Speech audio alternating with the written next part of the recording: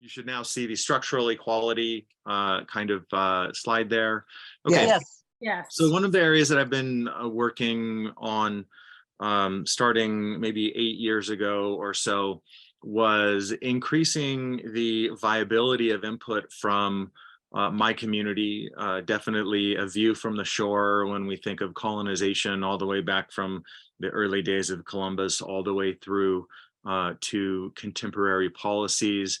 And what I've really been trying to do is establish our voice as being just as valid, just as institutional, just as real as all of those other voices that we usually hear. For 100 years in my community and about 500 years for Indigenous people across the continent, we've always been non-institutional or informal. We've always been lexically marked as something different from the kinds of policies and language that we hear. And I had the opportunity to sit with a few of our elders all the way back a long time ago in the 1990s, where a group of biologists they had asked if they could come in and talk to the elders about some research, because they were trying to name a species of fish at the headwaters of the Columbia River. And they came in and the first thing they said was, your input is really important, but we've got to name it in Latin. And the old people who are critically, desperately trying to save our language started yelling at them pretty well immediately.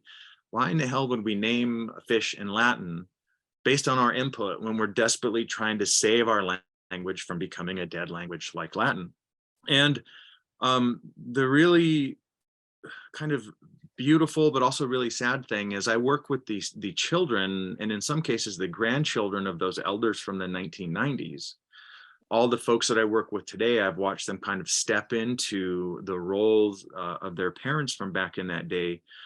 And when we talk about some of our accomplishments, there's really only one that matters, and I think it's relevant to Dr. King's legacy. I think it is relevant to anyone working towards resilience. If you think of it in terms of a beloved community, when modeled in a community of researchers, there's this idea that our voice should be just as valid and just as important as anyone else's. In today's day and age, we have Zoom, we have computers, we can fly anywhere in the world. There's no reason at all that our community should be on the outside of research. So the really beautiful thing is this upcoming Thursday, I have the opportunity to sit with a representative of the King, who is Lieutenant Governor Janet Austin, Her Honor, who is presenting my team with an award, the BC Reconciliation Award, for changing the way that research across boundaries, divisions, or power differentials happens. And what that means to me is the children of the elders I started working with almost 30 years ago get to sit at the table and play an active role in research that their parents were so upset that they didn't get to kind of be a part of that process. And of course now, yeah, I can see my transport is right in the way. I thought I had moved it. Today, I'm going to talk a little bit about culture, and then I'm going to talk about what I think decolonization is. And I have a subtle kind of undertow that will be washing away at the foundation, which is that we don't really need more activists. In my community, Indigenous people right now are on all kinds of television series and all kinds of movies, and everybody wants to be an activist. But what I tell people is activism is great, but it's at the end of the day, a lot of volume, emotion, repetition, rhetoric. It's relying on people's feelings of guilt. I want people from my community to be able to stand toe to toe, shoulder to shoulder with researchers anywhere on the planet and be able to make the same kind of rigorous proclamations about whatever it is that they're studying. You get your degree, you get your graduate degree, you get published, you establish yourself somewhere, and you advance our ideas as being just as real, just as valid, just as institutional as everyone else's. And sometimes people have a hard time with that because everybody wants to be a water protector, or everybody wants to be whatever it is. And I tell them that's all good, but we have a lot of those. It's like all the kids from our community want to be pro hockey players or pro basketball players. And I say, maybe one of us in 20 generations might do that, So there's a lot of us that can do some other things. I get to routinely do what I consider to be the most important thing my PhD will ever do for my community, which is to write letters of recommendations for community members to enter programs and make some contributions in the same kind of areas that I have. I'm a big believer that everything that I have, every opportunity, I have a responsibility to kind of hold that place for other young people. And at the end of the day, it's about meaning-making conversations. White guilt goes only so far. Yelling at people in front of television cameras only goes so far. Getting your degree and getting published and changing the way the world looks at a field of research puts you in a body of information that will be, if not directly cited by other people, at least in their literature reviews, and establishes us as having a valid role in the world moving forward. I use a lot of visual data because data can be overwhelming. Sometimes it obscures the phenomena that it describes. And in my community, data was used for a long time.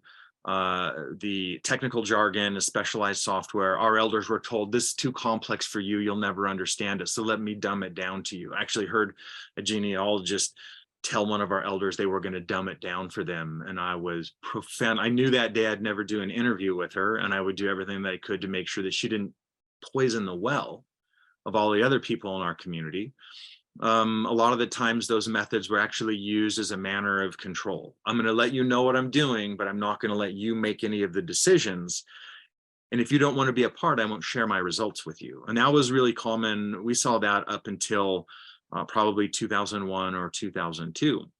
But what data visualization allows us to do is kind of use thematic cartography to show a picture, tell a little bit of a different story, use artwork, visual data forms. It allows us to tell stories using connection, actually drawing lines between things, using proportion, color, contrast, and those kinds of things. And I've found that, and I hope to talk a little bit about this in the later presentation or later conversation. It's helped our community members cope with aspects of collective trauma that they had never dealt with, because someone shows up and would tell them, you're collectively traumatized, it's unresolved historical grief, it's all of these things that are these emotional complexes that have been passed between generations. And at the end of the day, what they wanted to see was a visualization of what that looked like. And when we could take some of the emotion away by giving them images and stories and these themes that were mapped to some of our very traditional artwork, they were able to weather that emotional storm a little bit more. At the end of the day, culture, just as Edgar Schein talks about, I'm not going to redesign culture from an individual or a indigenous perspective. I'm an organizational theorist at the end of the day. Culture is a system of shared values that describes acceptable behavior, provides stability by reducing uncertainty, coordinates our activities. It gives us a coherent narrative, that story that we have in our head when we interpret things. Those all come from culture. That allows us to experience things as individuals, to encode that information in our heads, to store them, to share them with the collective, whether it's a ceremony or whether it's a public meeting or, of course, a classroom discussion. It allows people that need that information and access to recall it. Hey, I'm stuck here and I need help. I'm studying this and I know that you studied it. Can you help me with some of that information that you encoded? I can share that with them. I can empower them to kind of figure those things out, and then they can apply them. And if what I've shared with them works, then they get to use it. And if it doesn't work, they can abandon it. And if it could work better, then they get to adapt it. At the end of the day, that's kind of the basics of complexity theory. And for my community, between 11,000 and 13,000 years, depending on who you ask, we have had what we call Ktunaxa, which is literally the sounds that we make in our language. All of those protocols in our community that allow us to work together.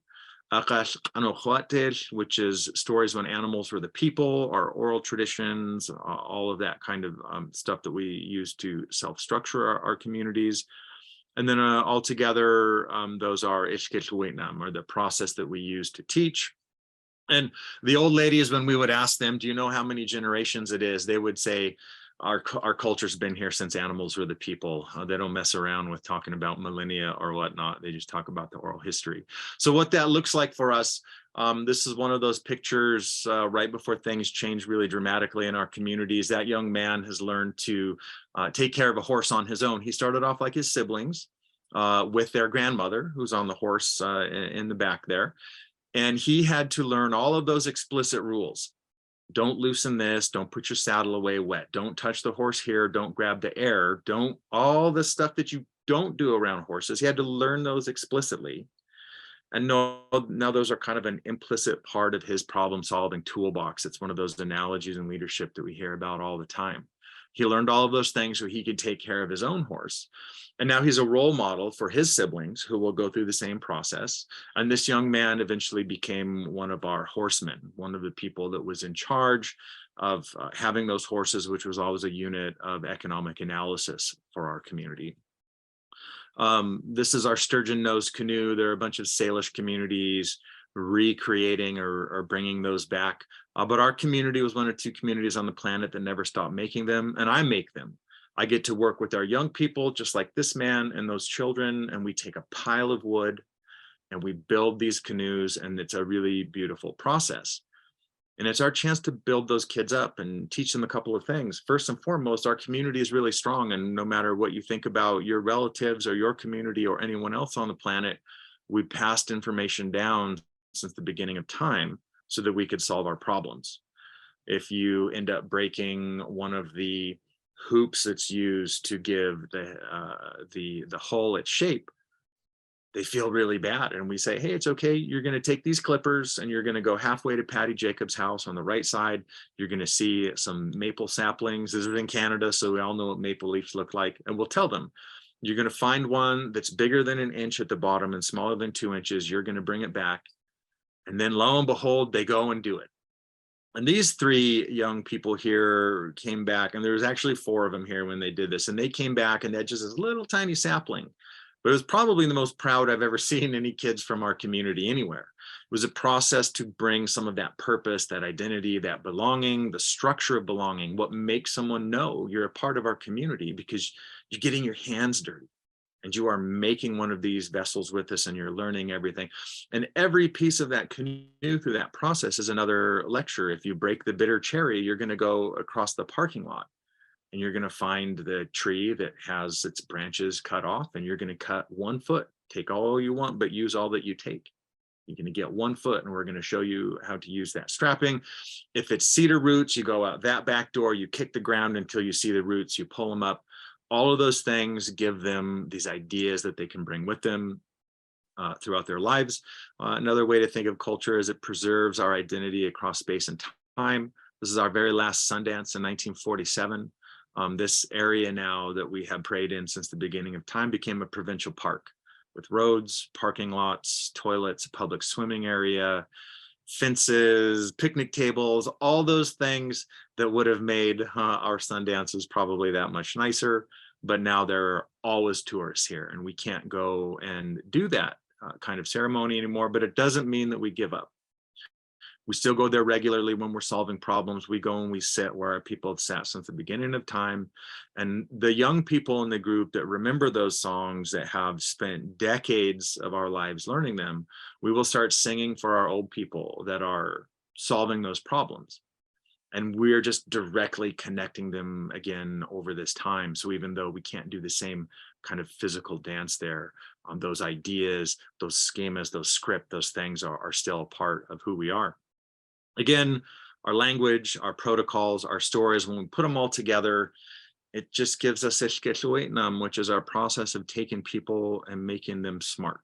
At one point, they were not wise thinkers. If you break it down morphosyntactically, that word is talking about how we fill our hearts.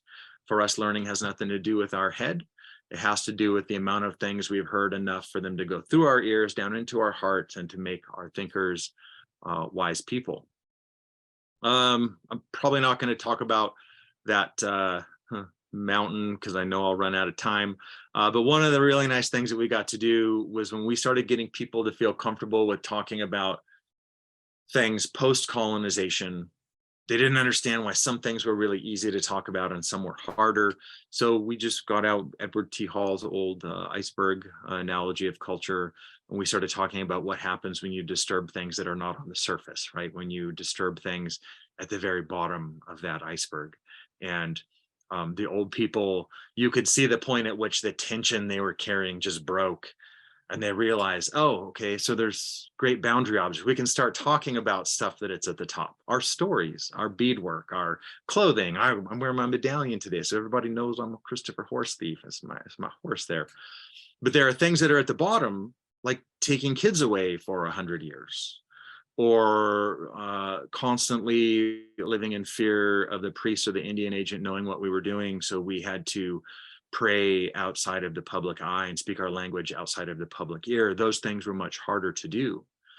And they allowed us to kind of take a deep breath, kind of shake all that tension out, and have a baseline discussion of culture that could be empowering instead of this tool that continually passed on these really heavy aspects of what we were doing. So if you think of this group here, this is just a group of people, and once they start solving problems, what we get is something like this. Our community is like any other problem-solving community on the planet. Sometimes activists in our communities will say things like, we're so complex, no one can ever understand us and no one can study us. But I was a complexity theorist, so I called them on that real quick and said, first off, when you tell people that, the young people hear you and they don't want to learn. They don't want to be a part of the hardest thing that's ever existed. We need to understand that we're a problem-solving group like every other community on the planet. And we do things like share information, help people, empathize with other people's problems. We build them up, we empower them with information. Each of those lines on here can be thought of as a link that helps someone. There are a number of really famous network studies. One of my favorites was somebody studied hugs one time.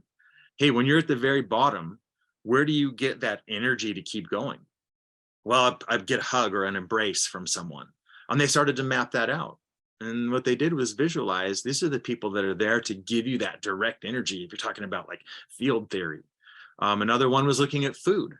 How do people help by sharing food, especially if we're looking at things like food sovereignty, or when people are food insecure, they find themselves to be very vulnerable with maybe only one link to the rest of the collective. Another one that was really good, because I was in a bunch of punk and hardcore bands in the Seattle area.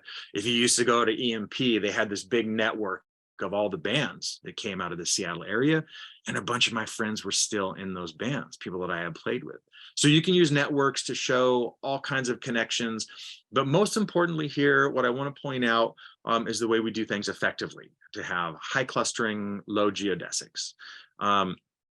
If you take these two folks that are very far apart on that network, it only takes a few links if you really need to solve a problem. If there's an emergency, you don't randomly start talking to people.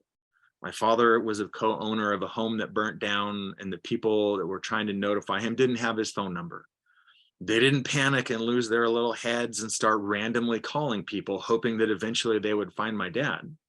One of them said, actually, I know how to get a hold of Christopher. Christopher's probably got his phone number. So very effectively, that cultural group solved that problem. They didn't make 8 million phone calls randomly trying to find Pete Sanchez. They called Christopher Horsethief, who texted Pete. Pete called back, and it worked out.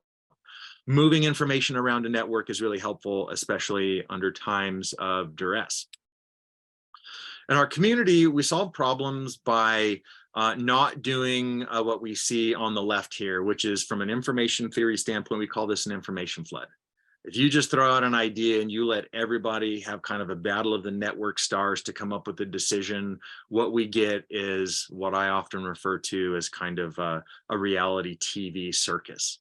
Whoever's loudest, whoever repeats themselves the most, whoever tears other people down, or whoever says, I've got the biggest reputation, so listen to me.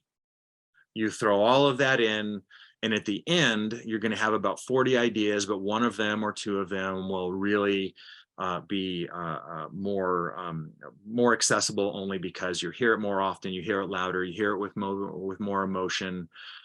In our community, we solve problems doing what we call Uk-Inishwitiasha. Ishlui is kind of, again, heart, the same verbal stem for Ishkishwitnam.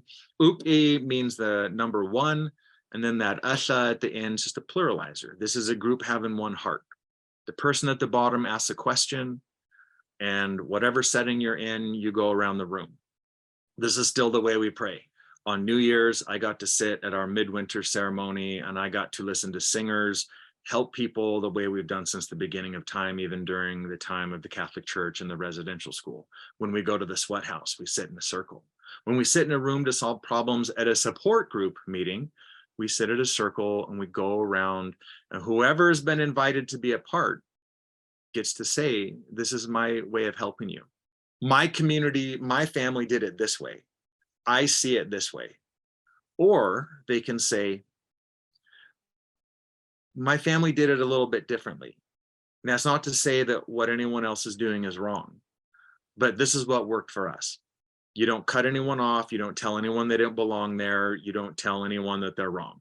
Those are the three things. If you do that, you'll be told matzat spoklochne. That means you're crying like a baby.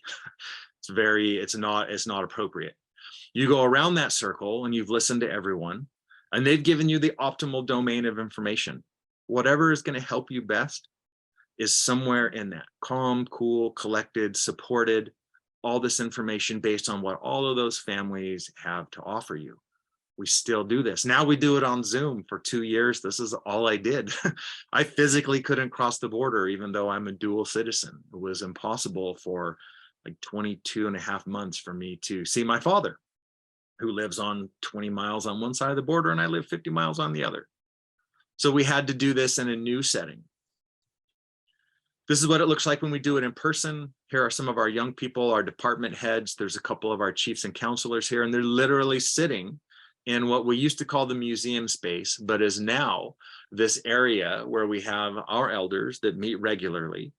And when we have questions for them based on our policies, our programs, someone's having trouble with home security, and we're trying to find a way to get them into a housing program, we're trying to figure out a better way to contribute to ongoing scientific research, we sit with them, and someone like myself sits at the head of the table, and we just go around the room, and they give us the best collection of information, the optimal collection, so that we can solve those problems. When we work with people from the outside, whether this is another tribe or whether these are federal researchers or whether these are academic researchers, they'll send a question to someone like me. I would be the person at the bottom there. And then I send that question around. And then after I get some clarity for them, I just send it back. This is our way of reciprocal calibration. We make sure that that person that's representing our community at the bottom is somebody who is knowledgeable about the field of discussion. We don't want people talking over their heads. If we have somebody that's going to be a part of policy discussions or interfacing with other people, we want a community member empowered with that language to be able to facilitate the communication. My wife is not able to join me at the award ceremony this upcoming Thursday, so I asked if I could bring one of our doctoral students, who's a community member from our community, who is getting ready to finish a Ph.D. in hydrology and will absolutely be one of our great thinkers in science, physics, fisheries, mathematics. So I get to bring him, and he is my +1. This is about empowering new community members to bring back that sense of purpose, just like those kids learning how to cut that maple again, just like those kids in the picture learning how to ride horses, bringing back what we would call our subject matter experts. Because the biggest lie in our community for 100 years was, you're all simple, your language is gibberish, you don't understand science, and we're going to do all of this great stuff for you. But for us, all that great stuff was essentially just undoing our culture. We went through a period starting in the 1900s, just prior to World War I, when the men in the community were gone. Children would be lined up at the fence at the residential schools, and they would be told, there's your grandfather, drunk again, can't keep down a job, doesn't know how to go to school, never going to be a farmer. You don't ever want to live like him. Now, whether that man was drunk, whether he wasn't a good farmer, whether he wasn't going to school, we don't really know. There was never any proof, but we were just told at the fence line, there's the men from your community, you don't ever want to be like them. The women that were left in the community, you'll notice those kids aren't making canoes or riding horses. They are physically clutching their children. They have them inside of the lodge. They're not more than an arm's length away. And if you think about this from kind of a top to bottom, left to right, who's the most important person in the community now? It's now the priest. This is the person that was in charge of when your children were taken away from you for 11 months of the year, for 13 years of school. This was also the person when a woman would be brought in to give birth. This is the person that made the decision whether or not they would be sterilized. And it would be based on whether or not that woman was in a legitimate marriage. And it was the priest who got to decide if those were legitimate marriages. Father Kokala was one of these men, and he was the man who showed up with a list and made all of our old school names like Birdstone and Redbreast and White Cloud and Horsethief go away. We became Luke's and Paul's and Peter's, all of that history gone. Our kids didn't sit in circles and learn from people anymore, lined up in a grid at residential school, looking at a man nailed to a cross on the opposite wall. No sitting in a circle. You can't see anyone. You can see one other person at any given time here. This is a picture from one of the Kamloops residential schools. There was a story about 2 years ago that broke where they found thousands of unmarked graves at residential schools. This was one of the very first where that story broke. When you sit in a circle up to 150 people, you can see their body language. You can hear their voice. You can tell if they're lying to you. You can tell if they love you. There's a rule of 150 that corporate structures use. A couple of communities, Gore-Tex, 3M, when their branches would get bigger than 150, they would compulsorily split them in half, because 75-person problem-solving units could remember personal details and develop relationships with those people and those networks, where I remember, oh, I went to school with that guy, and their daughter and my daughter play soccer, and they go to this church over here. You can remember all these things, so when things get difficult, you don't just drop and walk away. These kids don't get any of that anymore. And of course, this is the famous picture from the Carlisle Indian School in Pennsylvania. This was Colonel Pratt, American Civil War. Colonel Pratt, kill the Indian, save the child, kill the Indian, save the Christian. It's a famous picture. People have done all kinds of historic photo analyses here.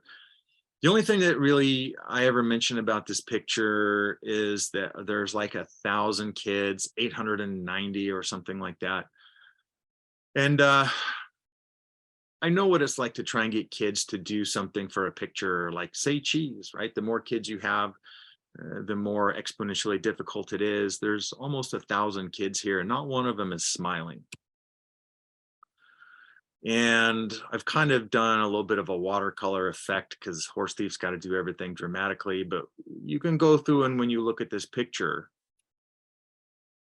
these aren't really our kids anymore. These are computer programs that are having their memories wiped and code forcibly, invasive code taken over. You didn't go to residential schools in your backyard many of the time. You went to residential schools on the other side of the country. And if you got in trouble and ran away, like most of our kids did, you went to a residential school so far away, you could never run away. This is where the beginning of the missing and murdered Indigenous peoples movement really started. In 1996, sat with Christine Jimmy, who was the mother of Ann Jimmy, who I co-teach with a lot now. And we had a meeting with one of the neighboring tribes where we got together, and there was all young people arguing about whose land it was and where the boundaries were. And we got them together and we put up a lodge, and we said, only elders from any community, and it's all the coffee, the tea, and the firewood you need. There'll be no young people and no politics. We put them all in there, and at first it was really super quiet, and I was like really nervous. I thought, oh man, what if they start fighting? What if they start yelling at one another? And we waited a little, and then we heard a little bit of talking, whispering, And then we heard a couple of people really laughing, and then we heard them crying. And what had happened was Christine Jimmy looked across the lodge, and there was a woman from the Sinaiaks, the Lakes community, who looked back at her, and she said, "I remember you. Do you remember me?" And that was Eva Orr. When they were in 3rd grade at St. Eugene's residential school, they were best friends. And one day, in the middle of the night, Eva Orr was removed. This is a class. It's like a class. Eva Orr was removed from the school. Hi. And, someone's microphone is on, so we should check and make sure. I can hear someone talking to their family. And what was amazing to me was, as soon as they started talking, they realized who each other were. And Christine got upset and broke down and said, "I'm so sorry. You disappeared, and I assumed you died. We all thought you were gone. We thought you ran away and you died on the way home. I never thought to look for you, and you were my best friend." So to be able to see them go through that and come back to my community and talk about that to young people who just were arguing about these things, kind of bombastic, yelling about who owns what and who's in charge of this and why someone going to school is just showing off for that, all those problematic aspects of colonization that were keeping us from moving forward. We just went back and started saying, hey, if Kili and her friend from 3rd grade, who hadn't seen each other in like 78 years or something, if they can do that and put it aside and understand who they are to move forward, then there's no reason that those spoiled young people among us can't do that. And it was the first time that we were able to, I think, really understand how many psychological complexes, how many emotional entanglements there were that were keeping us from building each other up, sharing information, moving forward. When we would talk about our Indian names, we would get people together and it would turn into an argument. When we would get people together and talk about the songs that you could use to help community members for different purposes or ideas, it turned into this gatekeeping, gate creeping, so-and-so knows all the songs and they're not going to share them and they're not going to help you and they're not going to. So we just started trying to understand why we were doing that, why we couldn't build people up. We studied the connection between competence and confidence, because if we're not competent in an area, we don't interact very confidently. And when people push us, when we don't feel competent in an area, we really have nonlinear, volatile reactions. So we would tell people, if by the time you go to talk, you raise your hand and it's a sweaty little fist, we're in trouble. And one of the old ladies, one of my aunties who I work with all the time, held up her hand and she flinched and she was like, "Oh my God, I didn't even realize I was doing that. I'm just sitting here sweating. And I have so much going on and I'm so stressed out that I didn't even realize I'm sitting here with clenched fists. When I raised my hand to look at it, all I could see was a fist." So we did workshops for years. We did workshops for years about what's going on and how do we change this. We started to really try and figure out exactly why is it that when I hear this word or that idea or this thing, why do I shut down? Why do I put up my walls? Why do I have boundary permeability that's really compromised? And a lot of it has to do with what happens when young people are removed from their families, from their sources of support, when those processes really break us down. I have a couple of other, and I'm not sure, it's not letting me.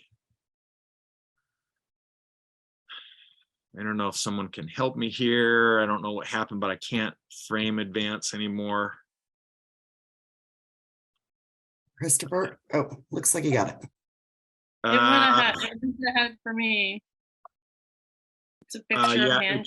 it just went one. Okay, so now I guess I have to use. There's another one. So this whole process, when we started doing, and again, this is where I get to this idea, we need subject matter experts experts again. What we don't need are people to get up and point fingers and shame people out, because none of that is useful, but it happens all the time. And so we started talking about collective trauma, and specifically we talked about Indigenous scholar George Tinker, whose father, he was a man from the prairies, and his father was a missionary educator. So he studied this, and he said, first off, that whole process is a fundamentally genocidal occurrence, whether you meant to do harm or not. Whether the church is meant to do it or not is irrelevant. That it was soul damaging and soul wounding. These were two, Zelmer and Duran were two of the first practitioners in healthcare capacities that were trying to work with communities. And they said, if you're not up to understanding the way Indigenous communities solve their problems, and you are just forcing Western medicine or Western psychology onto them, you're actually doing more harm than you're doing good. There's a fundamental soul wound that has to be addressed before you can start putting didactic responses or something like that into the community. Crushed individual energies. And then the one that hits me every time I read it is that kind of a process depleted the collective immune systems of Indigenous communities. So just think about that for a minute. The collective immune systems. So when I talk about this being a network, you build a network by creating ties and redundancy. So if one person drops out of that network, they've prepared someone to stand in and take their place. I'm the driver of the Crazy Dog Society, not because someone thought it would be fun if I did that job. The person, one of the elder men that I worked with, who was a military vet, pulled me aside and said, here's a job that you're going to have because you were in the military till the ends of time. And at some point, you'll need to train someone to take this job over. You have a fundamental responsibility with respect to food, and you will always serve the community. And I'm always looking for the next person that will take that job over from me. Redundancies, clusters, logia desics. This is how you kill a network. Albert Laszlo Badabashi would say that you kill a network just by cutting the ties. If you make every single person here a problem-solving island, then they have to solve every problem from first principles on their own. No more hugs, no more food, no more support, no more ideas, no more gas money, no more housing, no more whatever. Each person here is an individual island, and it is fundamentally impossible to maintain your identity as a group if you can't communicate.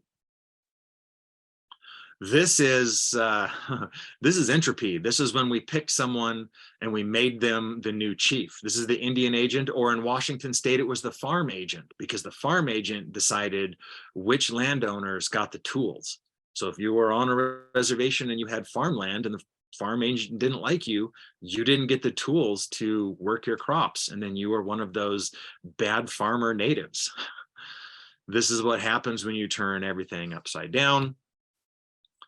And this, I think, is what we think of as resilience.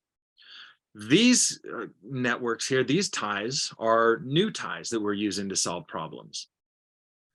If they are constantly competing with those old ties, we get a lot of waste energy. This is a shadow system. There's the formal way of doing it, and then there are always that way that we're whispering and reminding people this is really the way that it is. This is really what's important here. But from my perspective, you have a resilient community in these days if we can continue to add new links. We're never going to go back in time. Activists, to me, when they talk about decolonizing, I always ask them, what does that look like to you? Are we going to take out all of those tools that we didn't have 200 years ago? Because I'm like 4 hours away by car from Cranbrook. So that's like 6 days by horse. I'm not going to go back in time. So how do we start visualizing new tools and new connections that empower us to solve problems today in a useful way?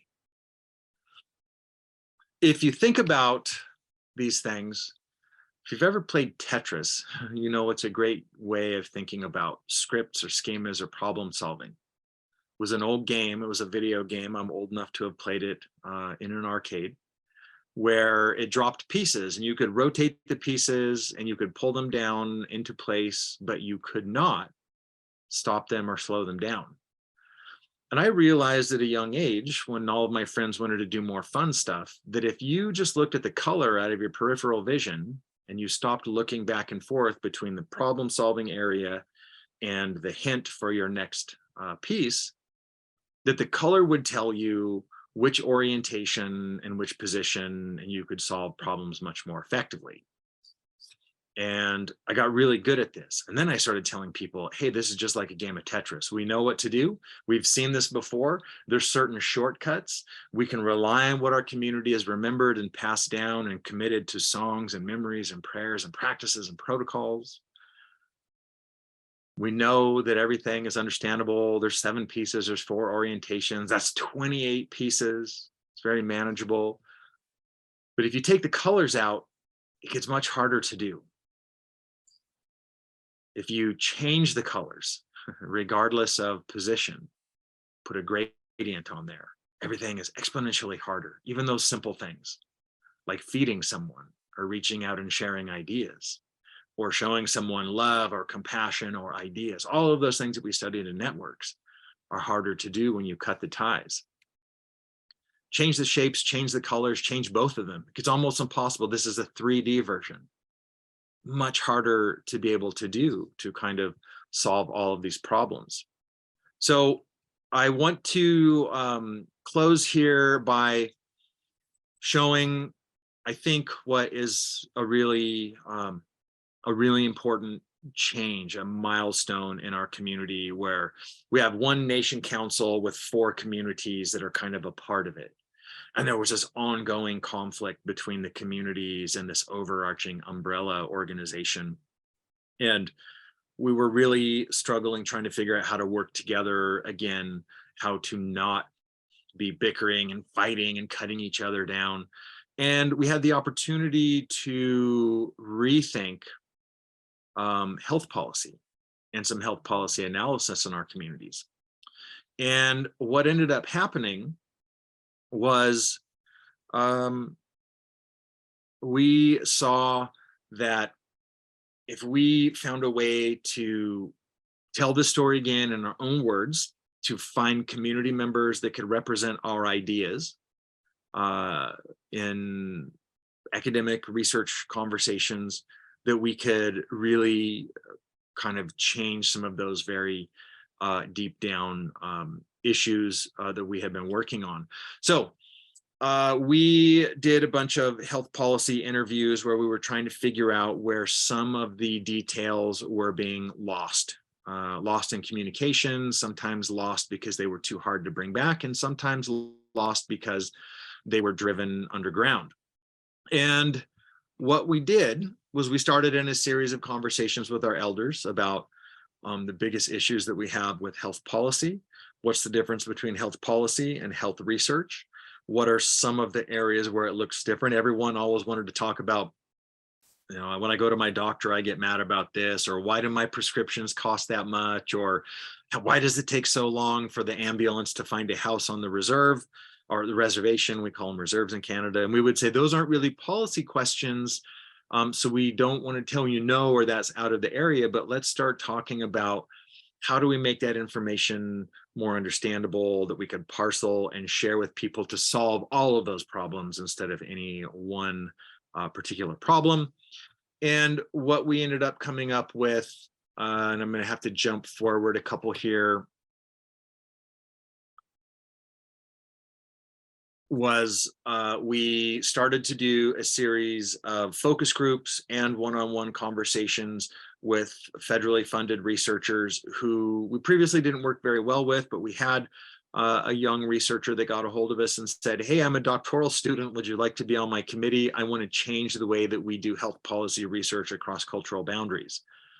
And absolutely, I was the person at the bottom of that circle. And I went to the elders and said, hey, here's somebody that wants to change the way all of this happens. How do we do that? And we went around the circle and they asked their clarifying questions and I sent it back. And then eventually we invited that person out and they sat and they brought a crew and we did a bunch of stuff in the field with community members. We sat and we asked difficult questions. We talked about problems communicating. We talked about what happens when you feel like someone's talking over your head. How does that cause you to shut down? How could we have that not happen? And at the very end, they said, we want to deliver our research ideas to the communities, but we want to do it in a traditional way because we've been told that's important. The first thing that we told them was, if you're going to do research here, when we give the research back to the community, you have to have a feast. And they said, Health Canada won't allow us to spend any money on food. It's against the policies. And I said, first thing you need to do is find out a way to circumvent those policies. And I knew I would work well with Sana, a Persian woman who I got to be on her, I was her postdoc supervisor, one of them. And the first thing she said was, we'll find a way to do it no matter what we have to do. If I have to pay for it out of my own pocket and then just not tell, we'll figure it out. So at the very end of it, to be able to kind of recognize that spirit, we invited the team to our community during our Bitterroot dig, which is a ceremony that we don't share with people. We brought it underground because we were not allowed to dig Bitterroot. This is about 5 kilometers from St. Eugene's. We had to do all of these things out of the public eye. And now we wanted to use this as something that was empowering. So not only did we invite our researchers to sit with us and dig root, we actually said, when we give our reports back to the 4 chiefs and councils, it's got to be at a feast, and we're going to give them food. And I remember the night we were breaking, before we went to the dig, the researchers came over and asked me, hey, will we be allowed to go tomorrow? And I said, I don't know. I'm not the Bitterroot chief. That woman over there is Dorothy Alpine, and she's the Bitterroot chief. And that's a position that only she holds, and only she can decide whether or not you get to go. So first thing in the morning when you get here, you should go and ask her. And I remember thinking there was about a 10% chance they get to go. And the next morning, my cousin stands over by me and he was like, what do you think the chances are they're going to get to go? And I was like, oh, last night I said 10 and now it's down to maybe 8. And I saw these researchers come over to the Bitterroot chief and they said, hey, we would like to go and help whatever we need to do, whatever you want us to do. If you want us to sit here at the building and set the chairs up, if you want us to clean the parking lot, whatever you want us to do. And the old lady kind of laughed, and then everybody kind of scattered. And she comes over and says, oh, those researchers are just suckers because I gave them the worst job. I told them that they'll pick for me while I sit with my sister and peel the roots, because they wanted to work with the kids. Here we are teaching our young people. This is like the old Scooby-Doo cartoons. Those kids are running up the road, kicking up the dust. This is the same as those kids that went to cut that sapling by themselves for the first time. As the kids left this field trip, I remember one of them like jumped up in the air, like at the end of the Breakfast Club. And one of the kids said, this is the best field trip ever. And we put them to work for like 5 hours. And those kids never once took a break. They never once did anything. They never got, no one ever had to talk to them. They all instinctively found family members or elders that they could work with. They sat, they learned how to peel. And at the end of the day, we got our 4 chiefs together, we got our researchers together, and we got to do what we always do, which is the most traditional thing that we can, whether it's scientific research, whether it's a negotiation with a neighboring tribe, whether it's something that we're working at even in our own communities. As we have a meal. This is a sacred thing. We have people that are the chiefs of that preparation, those women who it's only their job and they're the only ones that can touch the food. And then we have a warrior society that dishes food up, brings it out, makes it available as an act of service, whether they're an 80-year-old disabled veteran or somebody that just enlisted. That's their way of continually serving.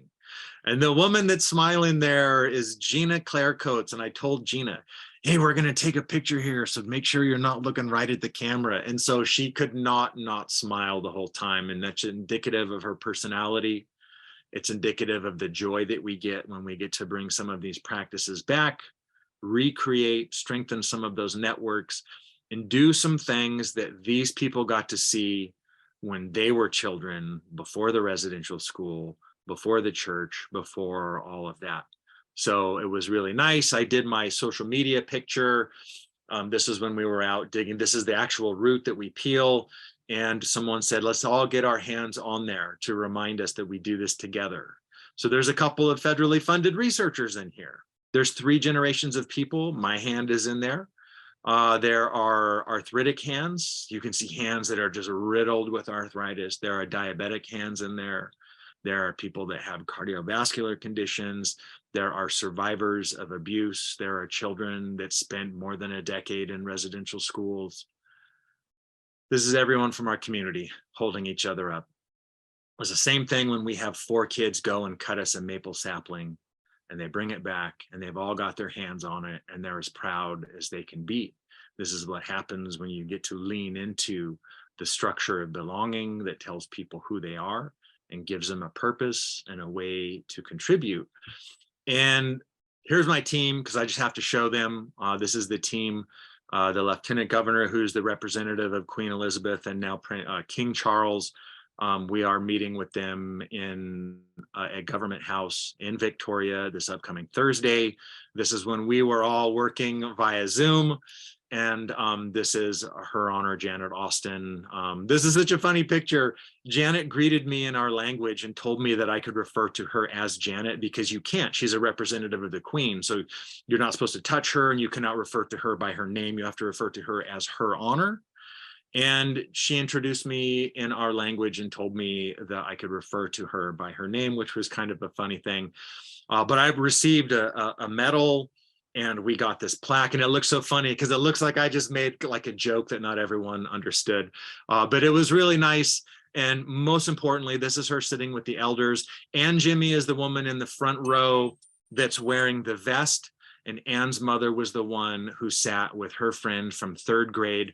This picture is in the Chief David room at St. Eugene's. This is the chapel. This is the room that was literally beaten out of those kids for 11 months of the year for their entire childhood, from the time they were about 4 until they were about 16 or 17. And this was one of the last places that she saw her friend, or her mother saw her friend. So when we get to do something in the Chief David room, I hate being there. I don't like it. I don't really support that whole building and its operations. But when we get to go back there and reclaim something from the very room that it was beaten out of our children, to me, that's a pretty big accomplishment. So I want to end with this picture here, because this is our elders and these are all my friends. And I worked with all of their parents. Sometimes it's really difficult. I have a collection of about 300 digital videotapes that I'm always going through. It was a job I was given in the community to interview people, and it was all of their parents and grandparents. And it's so hard to watch those interviews, but I get to put them on my Vimeo channel in this huge online collection. And every time someone from the community gets a new video from their family, I get to notify them and say, hey, I just want you to know there's an interview from the such and such project with your grandmother, and she's on. I want you to know the footage of your mother is on, and you can log in and you can watch that, because it's about strengthening those networks and making sure we have those redundancies, those subject matter experts, and that specialized knowledge to reinforce our connections to other people. So we made sure that we left some time here at the end for some questions. Obviously, I've got like 50 case studies and different projects we've worked on with all of our community members.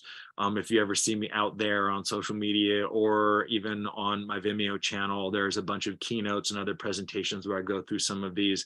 But here in the context of this program, in the context of the beloved community, in the context of that dream that I think is so important for all of us to maintain, I'm happy to answer any questions there. And again, also want to thank you for your time listening, allowing me to talk about some of the, particularly the elder women from my community that have taught me virtually everything I know about the language and the culture. Hey, Daches.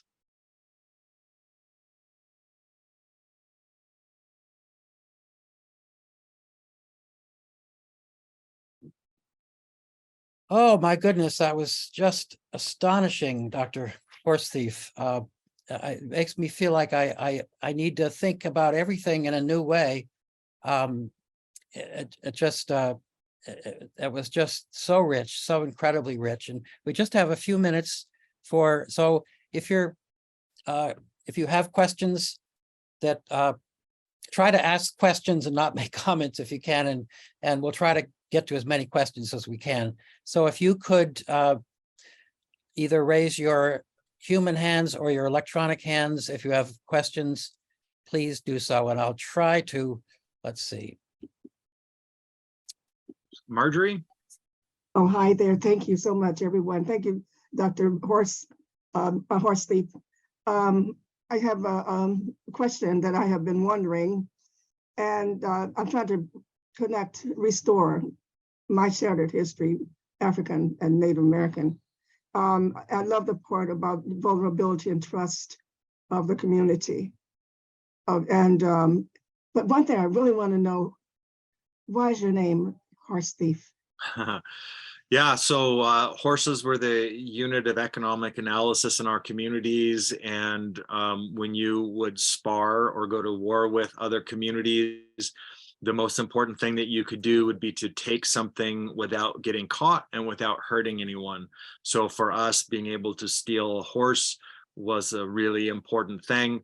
One of my relatives way back, he was a man by the name of White Cloud, and he was such a well-known horse thief that when the Blackfeet, the Piegan, finally caught and killed him, they outlined his body in stone. And that to this day is a national archaeological site in the mountains of southern Alberta, where he and what he was known for was kind of literally set in stone there. I did serve in the military. I served at Fort Knox, not far away from Covington and Cincinnati, and I caught a lot of heck for that name when they would run the Kentucky Derby, so that was always kind of fun. But for the most part, it's just one of those things in our community. We have a lot of names for horses. I think we've got like 27 different names for horses, or different aspects of horses and horse related ideas. And yeah, that was one of the first words in the language that I was taught. I wonder if you could say something about whether there are other Native communities that have similar processes for community building and decision making, and whether you sometimes might connect with other communities for various shared purposes. Yeah, so Selkirk College, which is a small 2-year institution in Castlegar, British Columbia, in the middle of nowhere, had a research coordinator a few years ago that thought it might be a good idea to get 3 of our communities working together. And these are 3 communities that have not worked together historically very well. And it allowed us to reinitialize those communications, but more importantly, not only understand that when it comes to scientific research, that it's not a Western pan-Indigenous kind of thing, that we have Ukinishwitiasha, that the Okanagan people had their version that was very similar to what we did in many ways, but had important differences, that the Shuswap people that we were working with also had their own way. So it was a chance for us to be able to say, not only is Western research not always the only legitimate voice, but it's not this pan-Indigenous conglomerate of all native this or native that. That indigenizing processes means that the Ktunaxa have a way to do it, that the Tsimshian have a way to do it, that the Lakota have a way to do it, the Spokane people have their way of doing it. That in many ways, those foundations that they're built on are the same, but they look a little bit different. And it was really helpful for us as Indigenous researchers that we're all subject matter experts in one way or another to sit down and build each other up and go back to our communities and say, hey, just like we have Ukinishwitiasha, they have such and such, and they have. And what that did is it gave us an opportunity to make a much stronger argument. Because that, in a lot of our policy discussions and treaty discussions and land claims, the excuse always is, well, there's so many native groups, we can't just have a plan or a policy for like 700 different groups in Canada. And we would say, well, first off, You just had to admit there are 700 different groups in Canada. And if you have a policy that works, it has to be flexible enough to meet all of those groups where they are. We'll do our half. We'll clean our own house, and we'll make sure that we can interact. We can make sure that we are, you know, having those people that can interact with you. But you need to understand that we're going to stand with the people that are 100 miles to the west of us before we're going to stand with anyone else, because we back each other up. We know that what they're doing is valid because they know that what we're doing is valid. And that was really great. And for all the top tier institute, University of British Columbia, who's the other big one, McGill, people from all these prestigious institutions show up to our community, and they think they're gonna bull rush us. I'm the distinguished professor of so-and-so, and I will tell them, well, I am the chair of the research ethics committee here, and you don't get to do any research without me signing off on your proposal. So I don't care who you are, but I want to know how much you're paying yourself, because item number 3 says that you cannot provide honoraria to any of our elders. And we have things we would rather have them working on right now. I'm not very popular at some of those top tier institutions and programs, particularly in linguistics. But even pushing back and telling people, hey, this isn't 1990. You're not going to show up and tell us what you're going to do. There's a federal requirement now for you to abide by our research ethics processes, and you don't get your funding until we provide a letter to you to provide to CIHR or SHRC or whichever agency, DFO, whatever agency it is. Are there any other questions? I've been scrolling around. I don't see any other hands up, but I'm sure there must be. Probably some of you are so blown away by this amazing lecture that you're rendered speechless, which is sort of how I feel. But are there any other questions that if you could raise your electronic hand? I'm just kind of going back and forth, or just jump in, if you have a question.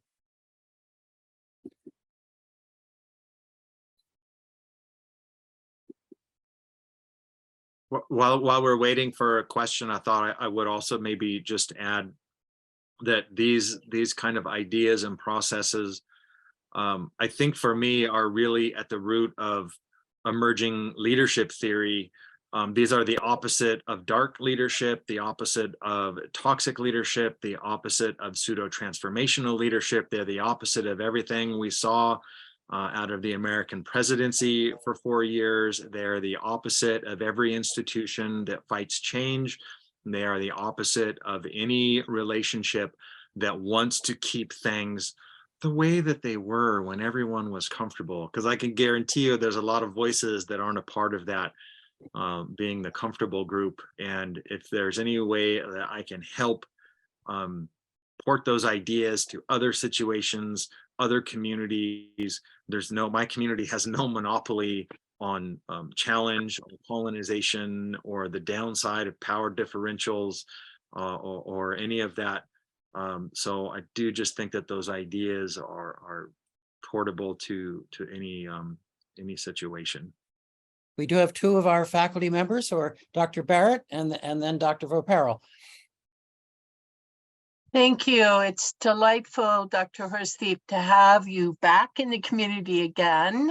Really appreciated the time you spent with us earlier. I wonder if you could talk a bit about gender in the assignment of responsibilities. You talked about how folks in your community need to establish certain commitments or obligations and gather teachers to help them come to terms with that. I'm just curious, if a man in your community wanted to be a cook, could that happen? So there is a woman that is in charge of all things food related at our ceremonies, and her name is Angie Louie. I work with Angie a lot. Her husband is one of the dance chiefs, and I am his right hand. The first thing, if someone were to ask me that question, the first thing that I should say by cultural protocol is that's not something that's up for me to discuss. That's up for Angie to discuss. But what I can tell you, as the crazy dog driver, or the chief that brings the food, literally Angie hands us the food and we bring the food out to the people. Traditionally, that was described to me as a job that was our crazy dog chief, which had always, for whatever reason, had always been a man, and that society should be, or was described to me as that person will pick 7 men, particularly starting with veterans if veterans are there. And we also know that we have a number of trans men and women in our community. And there's a well-known adage in our community that there's not enough of us to go around that we can throw people away for arbitrary reasons. So this last New Year's, my crew of 7 were 2 trans men and 5 non-trans men.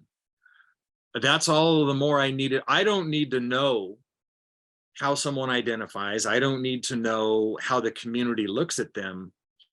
When we sit and we look around the room and decide who will be a part of that act of service, that's my decision. And if someone doesn't like it, they come to me, and that's usually not going to go well for them. We did have one person one time, a guest who's not even Indigenous, did not like the way we were doing things and tried to lecture me like midway through. And it went really poorly for them. And one of the elder women went and sat with that person and said, I don't think the situation is what you think it is. And you should understand that Christopher's been a significant agent of change with respect to the way our community might look at jobs or roles. Even when one of the very first doctoral learner that I got to bring back and put and embed with our elders was my nephew, Smokey Sumac, who is a relatively well-known poet and activist, a two-spirit person. And from that day, my job was, there's not just one Christopher and there's not just one graduate educated Ktunaxa. I'm going to step out of the room. You're in charge. You're the chief of this group now. And Smokey started those discussions. What is gender? What are roles? How are they assigned? What is belonging? And for us, it has to do with need. If the community has a need, and you are asked to fill that need, that's the structure of belonging. So when I looked around the room, and I have to pick people, one, that are veterans, and if we don't have enough veterans, I have to look for people that I trust to serve the community implicitly. And it doesn't matter to me if that is a man or a trans man or any other kind of, I look for people that I know, usually that I've been to ceremonies with, who's been a part of those structures, and they know, because everyone knows it's like a big thing. It's like, who's he gonna pick? And then right before the meal break, when you can start smelling the food, I'll start looking around and counting off to people, and then I will, by sign language, tell them to stand up and where to meet me, and everyone knows. So maybe 10 years ago, nobody really knew, and sometimes it was awkward. The other thing that had to change was people would say, well, if you're not native from our community, you can't be a part. And the chief pulled me aside and said, well, first off, if we have that rule, no kids are going to be here, because most of our kids are in foster care or they've been adopted. So I have to make that change, and it's controversial and no one will like it. And if you don't want to be my right hand, you can resign. And I was like, what the hell do you think I'm going to resign? I was like, there's no resigning there. That's a change we're going to make, because it has to happen. Otherwise, we're not going to have kids at our events anymore. And that doesn't help anyone. That's just as bad as the fact that they were gone during all that residential schooling type stuff. So we've had some pretty significant changes with practices that have been around, as they would say, since the time that animals were the people. And when we made that decision, if the chief makes that decision, whoever's in charge of that, you don't question it and you don't get to cry about it. They would tell you, don't be crying around it. It's not your place. If you think you can do better, you go be mean to people over there. You draw imaginary boundaries and you separate people over there. And if you really do have the best way, then we'll all be dancing at your house next year. And the old traditional way was to pack up, literally the old people would say, pack all their shit up in their teepee, tie it to the back of their horse, slap the horse on the ass, and wherever the horse ends is where they'll build their camp. And if they really do know better, then everyone will migrate to them. But you know how many times that happened? Not ever once. Someone makes the decision, someone sets that up, you want to be a part of it. That's what the group does. I'm not aware of any situations where people are not allowed. I mean, we don't have enough young people in our community that want to learn how to sing or dance. So when we find anybody, any young people that want to do that, we tell them, first off, it's a lifelong commitment. Number two, it's not easy. Number three, you don't get a paycheck or a bonus for it. And four, if you're going to do it, we will all get behind you because that's a part of our network that we need to bring back.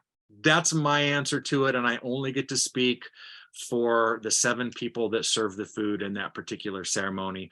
But I can also say that when it comes time to look at who gets to be there and be in what role, at least the group in the area that I go to, we are always looking for ways to bring back and empower networks that are carrying a lot of trauma.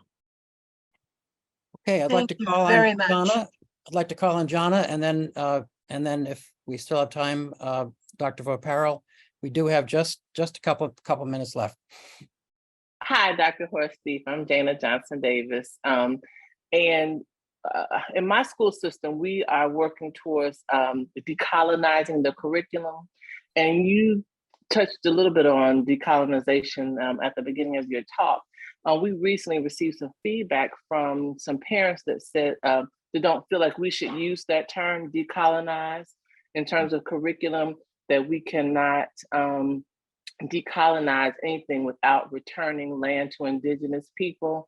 And so I was wondering if you had any insight on that and the use of that term and how it should be used properly.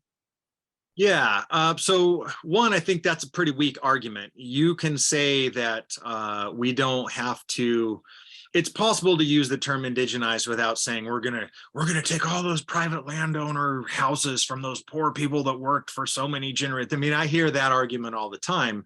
I don't think there's any Native people that want to take anyone's houses or anything away, but that becomes the straw man argument for why we're not going to indigenize. Indigenous doesn't just refer to like Native people. Indigenous means that there are other cultures from all around the world. Every corner of the planet had a culture that was there before the kind of capitalist-driven, Western-only, English-speaking, male, land-owning, Christian, whatever. Before that, there was something there. So indigenization just means that there is the possibility of having a diversity of thought. It's all about moving away from the single story. It is crowdsourcing from a sufficiently diverse group of problem solvers, no matter where you are. But people that don't like it, so it's the first step to taking the deed back from my house that my great grandfather, you know, fought the grizzly bears, whatever. We hear a lot of those, and I try not to laugh now when I hear someone, because I can tell, because they're all puffing themselves up before they decide that they're going to teach me a little, and they always have a book for me to read. You know what you should read? And I'll always just tell them, like, first off, I have so many books I need to read, and 2, I'm not taking a class from you. Number 3, you're just coming up with a really weak argument so that you don't have to do the mental work to understand. The more voices, the more diverse backgrounds, diversity in problem solving heuristics, background in education, all of that, the better solutions we get moving forward that work for a greater amount of people. And if you don't understand that, then you're going to use weak arguments like indigenizing means we're going to take everybody's land away. I don't know. I mean, I live right in the middle of like 5 tribes, and I don't know anyone here in Spokane Valley that showed up wanting to see the deed to our house or anything. So I don't know. I just don't think that's going to happen. But it's very common. I hear it a lot. Thank you, Jana, for that excellent question. And Dr. Horsethief, I wish we had, you know, another hour or 2, but this has been just an amazing lecture and presentation, and I've certainly learned so much just from the last hour or so. And I hope that we'll be able to keep in touch with you in various ways, and I'm sure that people listening might want to contact you. but I want to thank everyone for coming, and Dr. Horsethief, it's just such a joy to have you back in our community again. I could tell you that I did get one Facebook request from someone here in the group just since we started. So anywhere where I can ever help or share those ideas. You And might get more. Dr. Boxell? My Sorry. Vimeo's got a ton of stuff that's available. If it's publicly visible, anyone can use it as a support material that's available. So. Oh, great. Great. Dr. Boxell? Just wanted to, I see Mary's still here. Mary, can we just keep this room open and we'll just be in this room for the MLK session? Is that okay? Yeah, no problem. Perfect. So we Great. won't have to move around. So I just wanted to remind all of the MLK students that we're going to have a special session with Dr. Horsethief that will begin at about 8:30. So you have some time to stretch your legs and get something cool to drink and kind of get ready to think in new ways. And of course, as I mentioned earlier, folks who are thinking about, is MLK the right place for me, the new cohort, you're certainly invited to join us in this session as well. Is there something else by way of wrap up, Dr. Burns or Dean Raymond, that you wanted to do? I think we just really want to encourage people to join MLK Legacy Studies. It's a great experience. This is just one of the highlights. There are others as well. But I just want to thank you again, Dr. Horsethief, and this was just so incredibly enlightening. This is how we roll in MLK. This is how we roll. Dr. Boxell? Yes, ma'am. Hi, good evening, everyone. Sorry to interrupt. For those of us who we joined late because of the link, was there any key announcements from Dr. Raymond that we need to be aware of at the beginning? Thank you, Camille. I think that was who asked that question. Yes. We just did a shout out to all of our cohorts, and we heard a few minutes from Megan Hall, who was talking about penumbra. And so you can actually, we were also pitching that Megan is going to join me for a coffee hour later in the week to talk about penumbra. And what I can do is also record that.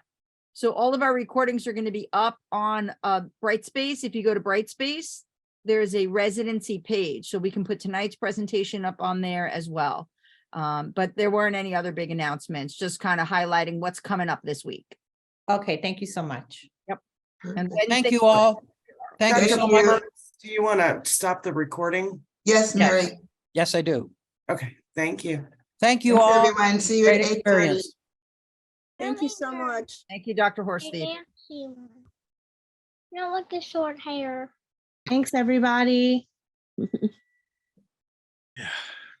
So we're going to keep this room open. We're Then? going to keep this room open, Christopher. So if you want to take a stretch and get something cool to drink or whatever, we'll reconvene at 8:30. So you have about 20 minutes. Yeah. Okay. Yes, I'll I guess probably about be, 5:30 your time. Yeah. Yeah. Good. I'm- Yeah. I do. I mean, my kind of plan for the after the break is one, if there are any questions or any kind of informal, but I've got a bunch of pictures of 3 or 4 of the workshops where we were really working through some of the kind of collective trauma that was kind of held in the community by the group. And a lot of the kind of previous efforts to focus on individuals didn't work, but I've got I think 4 of those, like pictorial, us physically working through some of those. So I'm happy to share some of those. If there's other ideas, I'm really open to keeping those, whatever works for people. So a collective learning platform. And, you and I have had I guess a years-long conversation here and there about the connections between the work that you do and the work that many of us in MLK do, what you think about, what we think about. And I was wondering if you had any thoughts you might offer on how you might describe collective learning platform that you're aware of in the maybe the African-American community, but maybe broader in the freedom fighting community? What does that look like? Yeah, so I think when I talk about particularly culture as a stable learning platform, that's just straight from Edgar Schein's work, who says that Yeah.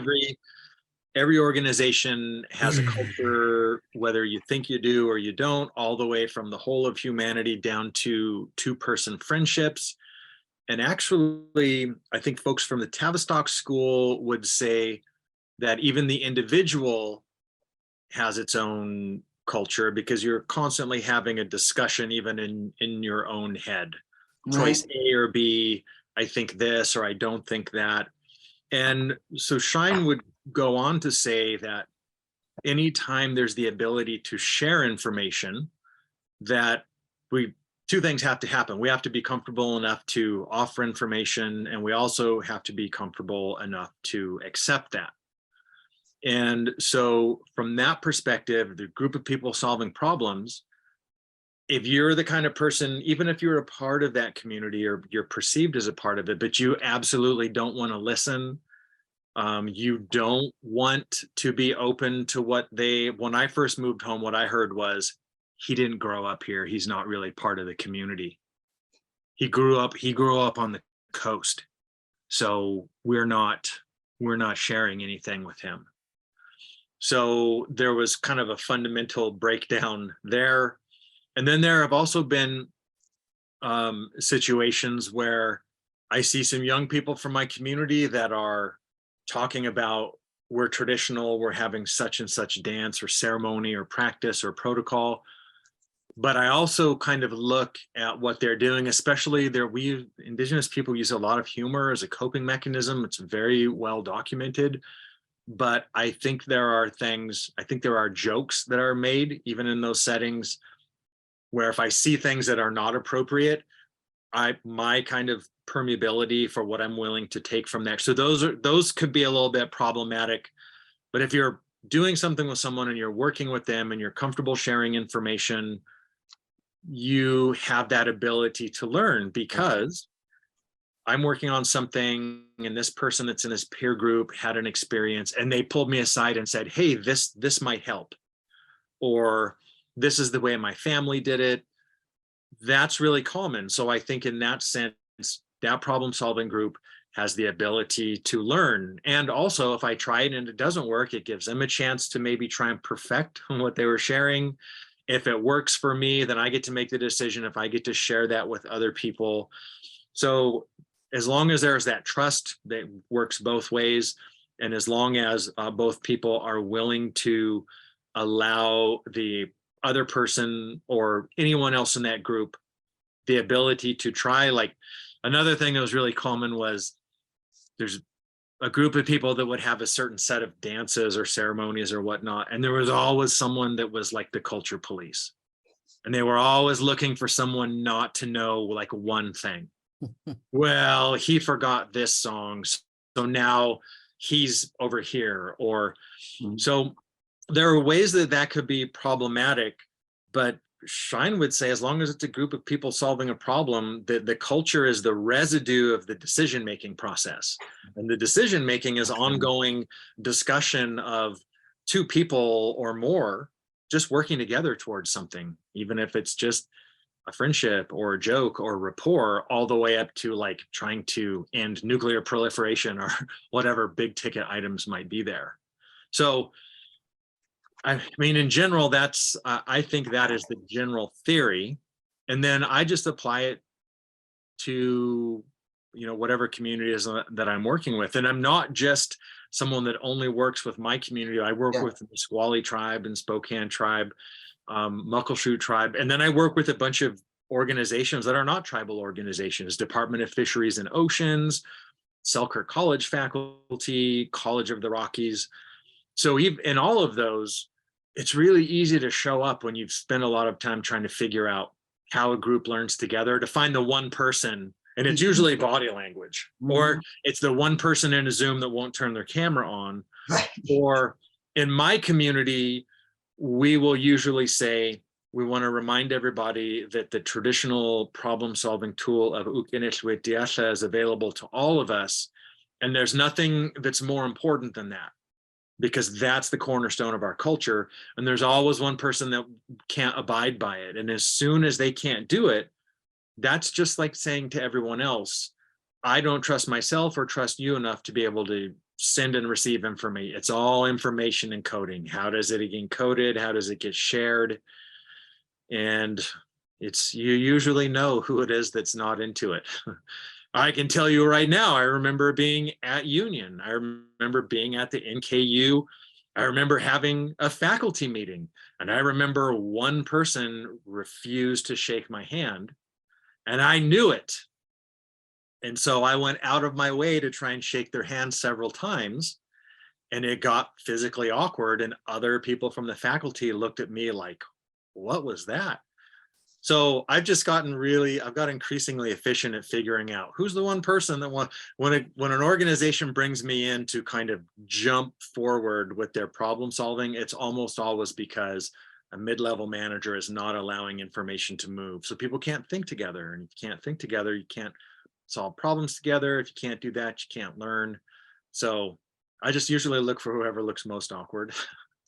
And it's usually me, so I have to look at someone else that's Thank you, Dr. Horsethief. And I didn't get to say at the beginning what a treasure I believe you are to all of us, and how thrilled I am to be in conversation with you again. Well, I love seeing everybody here. I love seeing the folks in this program. Also, Heather was a former learner of mine, and Paul was on there. So people that I've even got to work with very recently on their committees. So yeah, it was a nice opportunity to log on and see so many people in the interest. I'd really like to encourage students to jump in with questions or comments, because this is the opportunity to hear from a true educator. So please don't hold back. And if nobody, I just want to say, Ayana Williams. So I say this probably in a lot of my classes. I watch a lot of different TV shows or movies, and what you were saying just brought more light to what I've just watched. They have a new show for Yellowstone, which is called 1923, I believe. And when you were talking about how they were they were getting rid of your own culture, I said, oh my goodness. So that made me think about that show and what the nun was doing to the natives there by beating them and everything to get them prepared to become a wife. And this is the best way. So then it linked to me for for Africans being forced to come here, how much they try to get rid of our culture, the things that we would do to survive, and what the things that we would do. And then they say, our way is the best way. And I just wanted to, no question or anything, but it's just to see it and see it reinforced or hear it from you. It just brought even more light or attention to it. And so as I was watching that show, I had to tell my husband, I said, I can't watch it because it makes you so angry. And it makes me say, what makes you think that your way is the best way? It's interesting because I know a lot of people that are watching all three of the Yellowstone kind of branches. There's like an 1800s one and a 1900s one, and then today. And one of the things that I can say is they're actually, well, for the most part, they're Native people playing Native people, which is one of those things in my community that's really important to us. We have a number of people that are good actors from our community, but almost always we were portrayed by white people in makeup or by Asian actors. And now that's just not really acceptable anymore. And I know that a lot of my friends, I don't really watch any of them because I don't know, the whole cowboy thing doesn't really work for me, but a lot of my friends that do, when those first couple episodes of the 1920s one came out, a lot of people from my community and even people not from my community posted that it was the first time that they had seen what was probably a very realistic portrayal of that experience. And in Canada, for a long time, we've been trying to move that to the front of the conversation through our Truth and Reconciliation movement, but that doesn't really exist in the US. The interesting thing for me is looking at what's happening media-wide with a number of series. Reservation Dogs is probably the best show I've ever watched. And I didn't watch it when all my friends and family did, because I wait to the end of the season, then watch it all in like one day. I remember I was like 2 minutes into the first episode and I was like, yeah, I know, right away, the first joke, the first funny thing that happened, I was like, this is Native people working on it. This is for real. And the really nice thing was season 2, a lot of people that I know, people that I've worked with, people particularly in the kind of wellness AA group were in there. And I remember thinking like, oh my God, Theta Newbreast is like got a repeating character that's got speaking lines. Theta was my stepmom's best friend when they were in school, Chamau, or whichever school that they went to. So I think it's very realistic. And then also the fact that Taika Waititi, an Indigenous person from New Zealand, is doing like Marvel Cinematic Universe movies. Whether you like him or not, that's an Indigenous person that is at the forefront of making like cinema history for Indigenous people. So, and one of the things I think that reminds me of, a lot of people, when I first started doing this work, if you come to our community, would have said, you're all carrying collective trauma, then that becomes an impact analysis. And what does an impact analysis do? You raise your affective, emotional filters, you stop focusing on what you want to do, and you start focusing on those feelings in the pit of your stomach.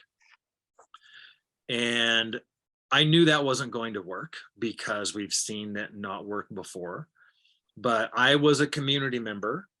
I'm known as a language speaker, but I'm not fluent, but I'm fairly friendly with it. But there were 2 or 3 of the old ladies that really kind of took me under their wing. And from the very beginning, were like, okay, here's stuff I won't tell anyone else. Here's stuff I won't even teach to my family. They tell me you have a way about you where I'll give you a really hard word or song and you just remember it. I didn't just remember it. I had to work really hard at it. But I had a little bit of a reputation for being able to talk to people. When I was in the military, I was diagnosed as a diabetic. I was pulled out of my unit, which is about the worst thing that can happen. And I remember my CO pulled me aside and said, hey, training cadre and 15 Cav says you got a way of talking to people. So you're going to work in supply and you're just going to hang out with a TV and a coffee maker and MTV, because everyone coming back from the sandbox that's going through their evaluation, that's in the worst, darkest part of their life, that's where they're going to hang out. So when I moved home, I just started looking at people that were clearly carrying trauma, the classic trauma responses, but I knew we couldn't get up there and say, this is the classic archetype that you're carrying, and you can't do that. So what we started doing was I started talking about collective trauma around the world. Collective trauma studies did not start with Indigenous communities, which is something that a lot of Native people that specialize in it don't understand. The first real collective trauma studies were out of post-Holocaust Hebrew and Yiddish-speaking communities. From there, they were, after the fall of the Soviet Union, they got all their languages and all their churches back, and people didn't start speaking them, and people didn't start going back to church just like that. Why was it not happening? From there, it was New Zealand, Australia, it was post-industrial schools in Ireland. All of those had already been happening. Ron Ironman's work in post-slavery African-American communities. So I sat down with my community and said, we all know what's happening, but let's talk about it from other aspects of the literature that are out there. and using the, what book is it now? Alexander et al. It's got like Zelmer and Stomka and everyone. It's a huge collection of essays. I just started breaking those down. Peter Stomka had the first kind of typology of classic collective trauma symptoms. They all have to do with the fundamental collapse of trust. Inability to envision the future because the past is so bleak. Political nihilism. Why would I be a part? It won't ever make any difference. Over romanticizing the past. Why would we work on a new program with the language when the old people were just fluent and they just talked to the kids and everyone learned the language? I want to learn it like that. So I actually found a really nice framework for looking at the problematic group dynamics of people not being able to work together to move forward. And I didn't have to say, Mary, this is what you're doing. You know, John, this is what you're doing. Chief so-and-so, this is what we looked at what other people were doing. And then we would go around the room and I would ask them, what do you feel? What do you recognize in this? And then right away, all those old people would say, when we go to ceremonies and someone asks for Indian names and we know that we don't have one for their family, we feel bad and that causes us to shut down. And then they think we're mad at them and then they shut down. They right away, and just looking at the way we were thinking as like a living, breathing group, trying to maintain whatever culture we had left. And it wasn't because I said, here's what another tribe's doing or here's what we're doing. It was, here's a group on the other side of the planet that went through something similar, and this is what they recognized. Does that sound familiar? And right away, people were really good about it because nobody's pointing their finger at us.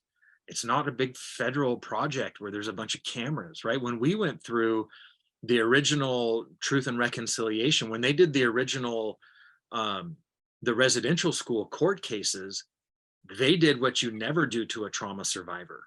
They made them sit in front of counsel and a camera and tell their abuse stories, some of them over and over and over again. And I remember my uncle Herman Alpine, who also grew up outside of the community, who grew up in Seattle. So Herman and I had this really great connection because we both grew up in and around Seattle and we both moved home around the same time. He was older than my dad, but we just got along really well. And I remember one time we were just started talking about trauma and this stuff, this kind of thing. And he pulled me aside and said, hey, will you bring your camera to do an interview? And I said, yeah, what do you want to talk about? I thought he was going to talk about like powwows or songs. He was like, I got to talk about some really difficult stuff because I have to go and I have to testify. And I don't want to talk about it on camera to a stranger for the first time. And I knew what was going to happen. And we went to a little room in the basement of St. Eugene's Mission when they were still trying to make it a world-class resort and golf course. It's just such a disaster. But we go down into we're doing this interview and we're sitting in this little brick room and he's talking. And I could tell he was trying to get comfortable with disclosing on camera that he'd been repeatedly sexually abused. And he starts going down this road. And then he started talking about my family because he was one of my real, he was a real relative of mine because we're all related, but he and I were like really related. And then he gets to the part and he starts talking and he's going through with these vivid details and it's on camera. And I knew, don't turn the camera off. He asked for the camera to be on. And in the middle of it, he stopped and he looked at one of the brick walls and he says, do you see where there's like the brick is two different shades? He said the darker brick is newer and they've just filled in where the thing was that we would put food on to raise it to the other levels. It was like a little elevator for food. And that was his job.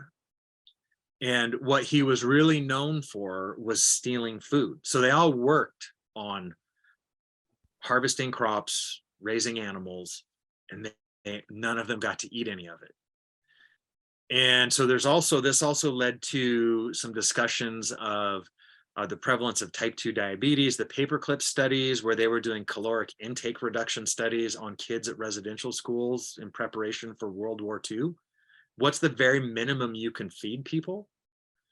And he said, all I knew was I had to find a way to work in the kitchen because I knew I could steal a little bit of bread and I could give it to people. And every time he was like, I'd get caught, I get punished, I get physically beaten, I get abused.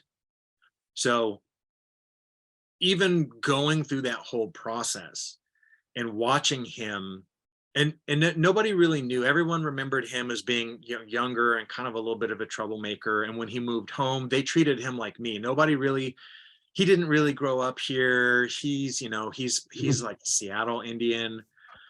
And then after he died, which was the first death of the pandemic for me, and I did not get to go to his funeral. That was hard. That was really difficult. But I was asked to do a write-up on him. And then I found out that that was his eulogy. And it was one of his nieces that's never been good to me and never been good to him. And she didn't tell me, hey, we would like for you to write Herman's eulogy.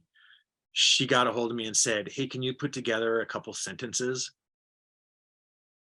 And that night, I got a bunch of messages from people, and I found out that, and it was this whole story, right?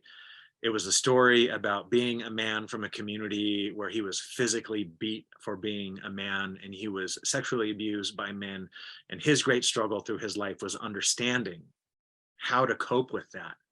And that for a bunch of us younger people that are now the dance chiefs and the dog chiefs and the war dance chiefs, we all identified with him because he pulled us all aside and was like, here's the hardest stuff you're ever going to do. And I'm going to tell you all of this. So when we wrote up that he became the male role model for a lot of us that were trying to pick up and carry our families and that kind of thing, it ended up working out, but I was a little bit disappointed that my dear cousin didn't tell me, hey, I would like for you to write the eulogy for your Uncle Herman. And I'm really glad that I didn't just do a couple of sentences and not get into it, but it was a discussion of how to talk to people about the hardest things you've ever had to talk about, and to do it on camera because he knew he had cousins that were going to do their testimony after his. So yeah, it was really tough. And when we lost Herman, that was really difficult. It was I wonder if you could say more about the residential schools. I don't understand why, and maybe I'm just naive about the American media or something, but I don't understand why.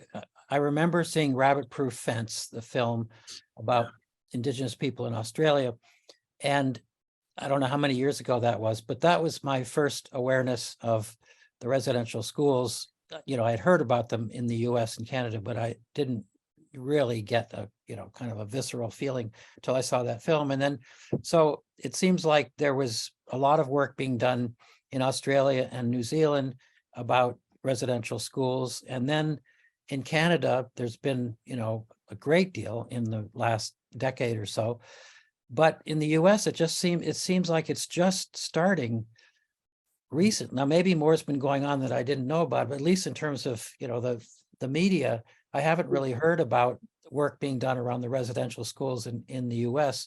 And I just wonder, first of all, if you have any, why has it taken so long for the US scholars and media, et cetera, to focus on the residential schools in the US, and where that movement is now, and where do you think it might be heading in terms of reconciliation process or anything that might begin to resolve that? So interestingly enough, I've had a chance to ask that question to a number of people from, I think, 6 different communities that have done some form of truth and reconciliation. I got to present at a conference in New Zealand where Linda Tuahi-Smith was the keynote. And when we went in for the keynote, they were trying to give us those little translator things, like the old UN stuff. And I went in, and the big Maori guys were like, mate, you need, and I was like, no, I want to hear a keynote in your language. I know what she's going to say. I want to hear an hour-long keynote in the Maori language. And those guys were like, oh, put him up in front. So I got to sit in the front and listen to her for 1 hour straight, speak in her language and deliver a keynote at a world level top tier conference. And at the end, I knew it was the end because her community got up to sing. Their clans get up and sing for you. And that's how you know that you're done. And at that conference, I got to meet a few people that did similar work. And I would ask them that question. And they said, the saddest thing for us is that 23% of the New Zealand population identifies as Maori and speaks our language to some extent or another. We're almost a quarter of the population. It's too much. Imagine if there was a public embrace and 25% of the population was already advocating for land back, advocating for truth and reconciliation. They said that would be too much. And they said, but in the States, because they said, oh, you don't sound Canadian, you sound American. And they say, in the States, Indigenous people are less than 1%. And I said, well, even more importantly, there's hardly any Native people on the East Coast. No Native people around Washington, D.C. So those are two important factors. Much smaller population and almost none comparatively on the East Coast. Canada's a little bit different. There are strong Indigenous populations throughout Canada. Northwest Territories and Yukon having very high representation, but even British Columbia, like 6%. And when you get to Ottawa, it's still relatively high. And there are still fully functional nations in and around Ottawa and Quebec. I had a chance to present to the Secretariat of the Treasury Board of Canada, and then I got to sit at the Minister of Indigenous Affairs table. And I didn't know, I thought I couldn't take pictures. So there were these documents that we had been working on for like 6 years. And I took a bunch of pictures of my documents on her working table in her office. And then later they were like, oh, you could have taken pictures, but I didn't really know that. So there's that kind of Goldilocks zone. In Australia and New Zealand, they would say there's virtually too much population. The US, there's too little. And in Canada, it's just kind of about right. When you look at the places where it's really gotten traction, it's a lot of it is social media, and a lot of it is people that have a strong organizational memory, the missing and murdered Indigenous women and children movement. Everyone has lost someone. Everyone has lost someone. Every time that comes to the forefront, you can ask anyone from any of our communities and they will tell you, I had an aunt, her name was, Pearl Whiteman, and this is what happened and she disappeared and we never. It's just very easy. I can tell you one of the researchers and I've got some pictures of it here, but the one researcher that showed up in the 90s she was an expert in genealogy, and she was really heavy-handed talking down to people. And I remember one time I heard her tell someone, well, I'm the scientist and I'm doing my thesis research. And I was like, you don't even have a thesis yet? You're an undergraduate student. Who are you talking down to? So I remember that one of my cousins had done an interview with her. And I remember I saw my cousin and she was crying. She was distraught. And I was like, hey, Sam, what's wrong? And she was like, well, I was just over doing an interview looking at the family tree, and she had on there that our mother killed our father or something. And I was like, your father's still alive. And she was like, yeah, I know. I demanded that she change it and she wouldn't. She started lecturing me about she owned the data. It was very shortly after that the chief that I work with immediately went over and said, you have to leave our community and you have to leave us your original research. You can make a copy of it, but you're done here. And we did not have anyone. It took us a long time to talk about genealogy. We just couldn't do it. We would try and it would turn into an argument because she poisoned the well for us. We have, and also when they changed all of those names, the part that I didn't mention, if you were a male, your father's last name remained your first name. If you were female, your father's last name remains your last name. It changed every generation if you were male, and it didn't if you were female. And I remember asking, I just did this interview the other day, digitized it, and I remember asking Elizabeth Gravel, I was like, why do you think they did that? And she says, so nobody could remember who we were related to. We have kids that live in the same community as their biological grandparents, and they don't know who they are. And it's resulted in us having a number of medical conditions that genetically happen about 1 every 100 million in the general human population, where we've got 2 communities, the total population is less than 400, and there's 3 people with that. It's XP. And people started to realize, and I'm just going to show these pictures because this is a good one here. Shoot, if yeah, let's see, let me if you can you set up the Yeah, are you? Yeah, I've got it up on here because I knew I would talk about this one. Oops.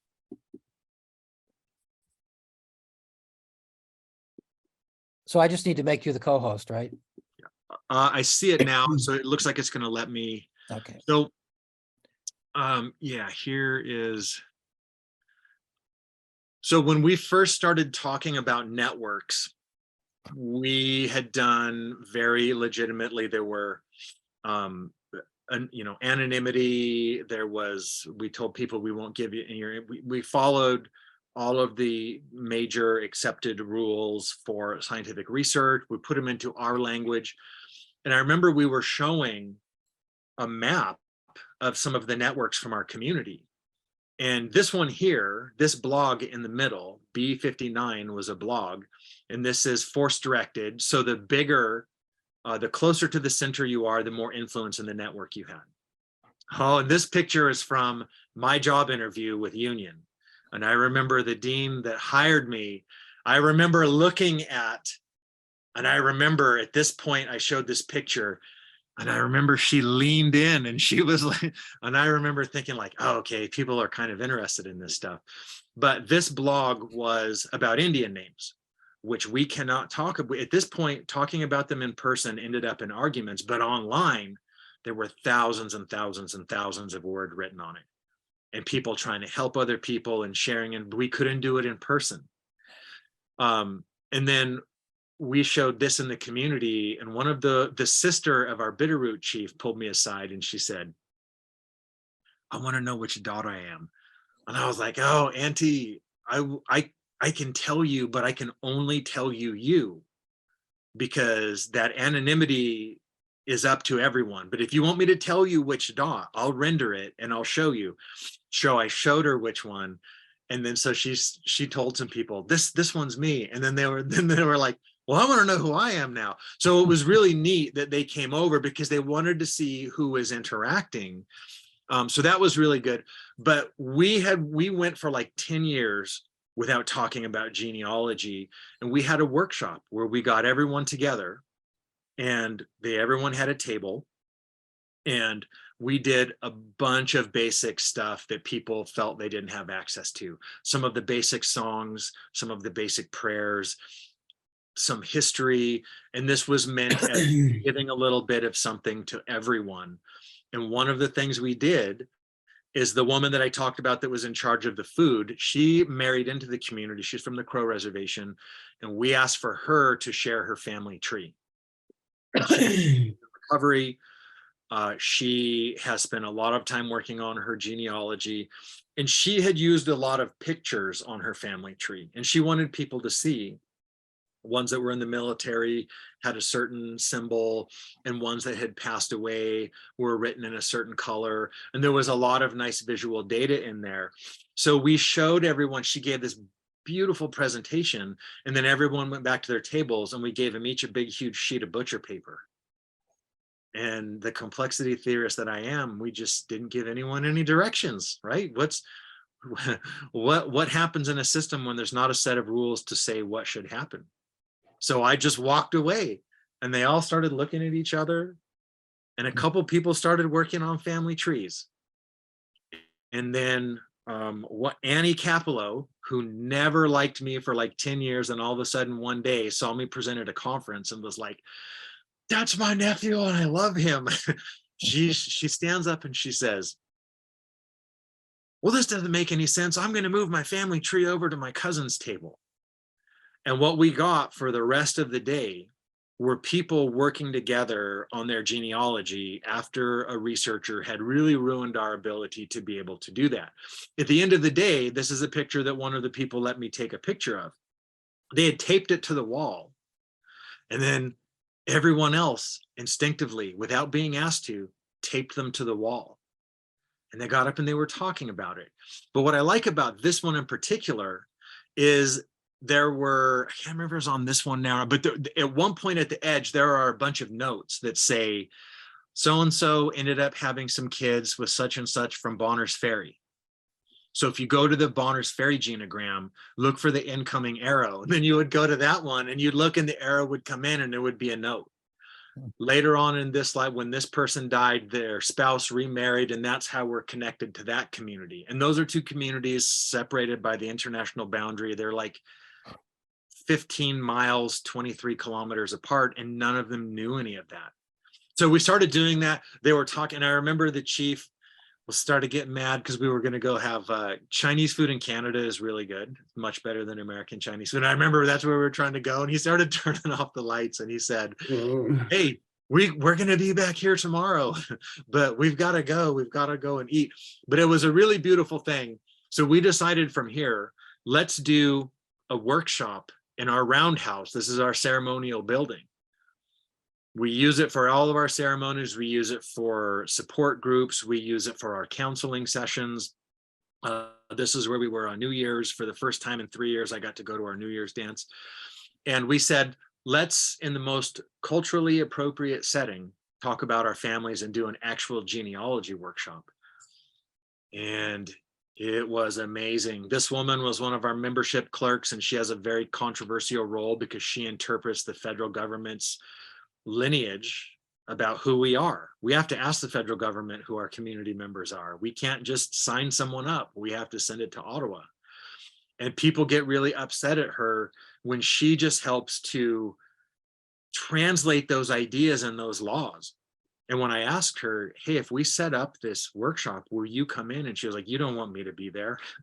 I've been yelled at 1,000 times for this. And I was like, no, I said, we need you to be there. Once people realize that this is an empowering process, that they're in charge of sharing, and that we're going to establish this culturally safe, culturally informed space, a trauma-informed space, they're going to have questions, and you're the only one that can answer them. It was really beautiful because I posted this picture and her daughter was like, oh my God, how did you get my mother to come out to you? Can you send me that picture? And I was like, your mother showed up and helped a bunch of people figure out how to work around some of these rules. This is my cousin here, the one that had the original argument with the genealogist.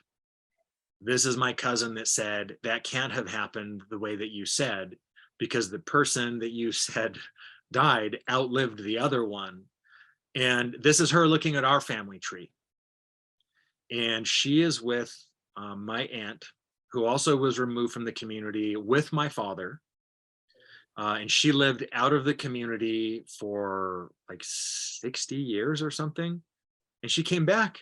And here she is talking about lineage. Here she is looking at our family tree. And while they were looking at it, you'll see that there's a Post-it note. One of the chiefs from another community came over and said, hey, I know your family's always looking for this information, but such and such remembered that the person that no one can remember from this branch of your tree, this leaf, is so-and-so, and then we also remember their Indian name and brought it over and put it up on there. So this was a pretty amazing thing. One other person, there's Angie, that's the woman that's in charge of the food. This woman here started formally taking it upon herself to do genealogy discussions because she ended up marrying her first cousin without knowing who her first cousin was. And her daughter is the one that was born with XP, which means that she has an extreme vulnerability to ultraviolet rays. She cannot ever be in the sun. They told her, your daughter will never live past 10. And her daughter, I got to be at New Year's dance with, graduated, is a language teacher. She used to be my student. Now she's my colleague. And I got to help her do some of her New Year's stuff. And I got to write a letter of recommendation for her for another program that she wants to take. And this has got to be one of the hardest things to get up and talk about. To say, hey, I didn't even know who my blood relatives were for whatever reason. And I think this is important to talk about. And I'm going to talk about it in the context of XP and my daughter, because there's something about the genetics of these two communities where we are having some of these issues.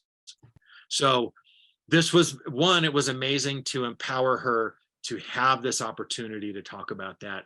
But two, for her to make the decision. I want to talk about something that is incredibly difficult to talk about. And I want to put my family in a position to help other families. These were like first time things that we saw for a lot of people across our community. So yeah, I just wanted to show that picture because I get to work with that community a lot still, like all the time, and get to see them. So getting to work with Jenny over the years. When I first met her, she was like super quiet and she wanted to learn the language and she just was taking classes. And then I heard she wanted to do one of the teaching education programs. So I sent her a message and I was like, Jenny, let me write you a letter of recommendation. She was like, oh, I didn't really know who I wanted to ask. And I was like, no, Jenny, I will write you whatever. Just so, yeah, it's still good to hang out with her and see that next generation. She's one of those people that'll take over my job someday when I'm gone, and having that continuity of identity. Picture, Marjorie, you have a question there? Hand up. I do, thank you. I just, a couple of months ago, my family through DNA and genealogical search found our relatives, Native American relatives, and they found us too because they had done the genealogy as well. DNA. It was Ancestry.com. I did 23andMe. Not so pleased with them, but we were able to talk and to make those connections that we knew about through the stories, the oral history.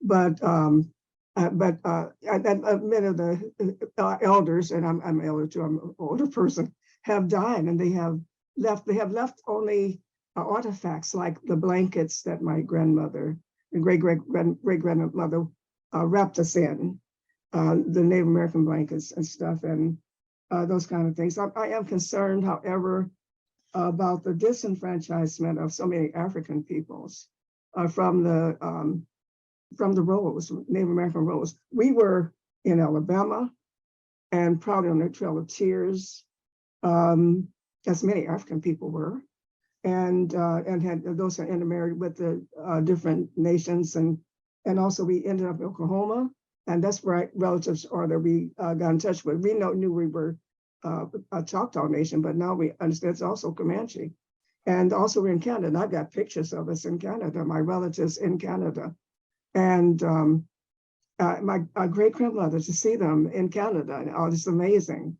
But I'm concerned about that, and but I think that genealogy and the DNA is just fantastic, and I'm glad to know that Native people are using it too, and that we can connect and can heal those shattered histories and cultural memories, because it is very painful not to know. After I'm 75 years old, I'm still trying to find out who I am and who my family is. I think to move the discussion into another kind of an intersectionality consideration.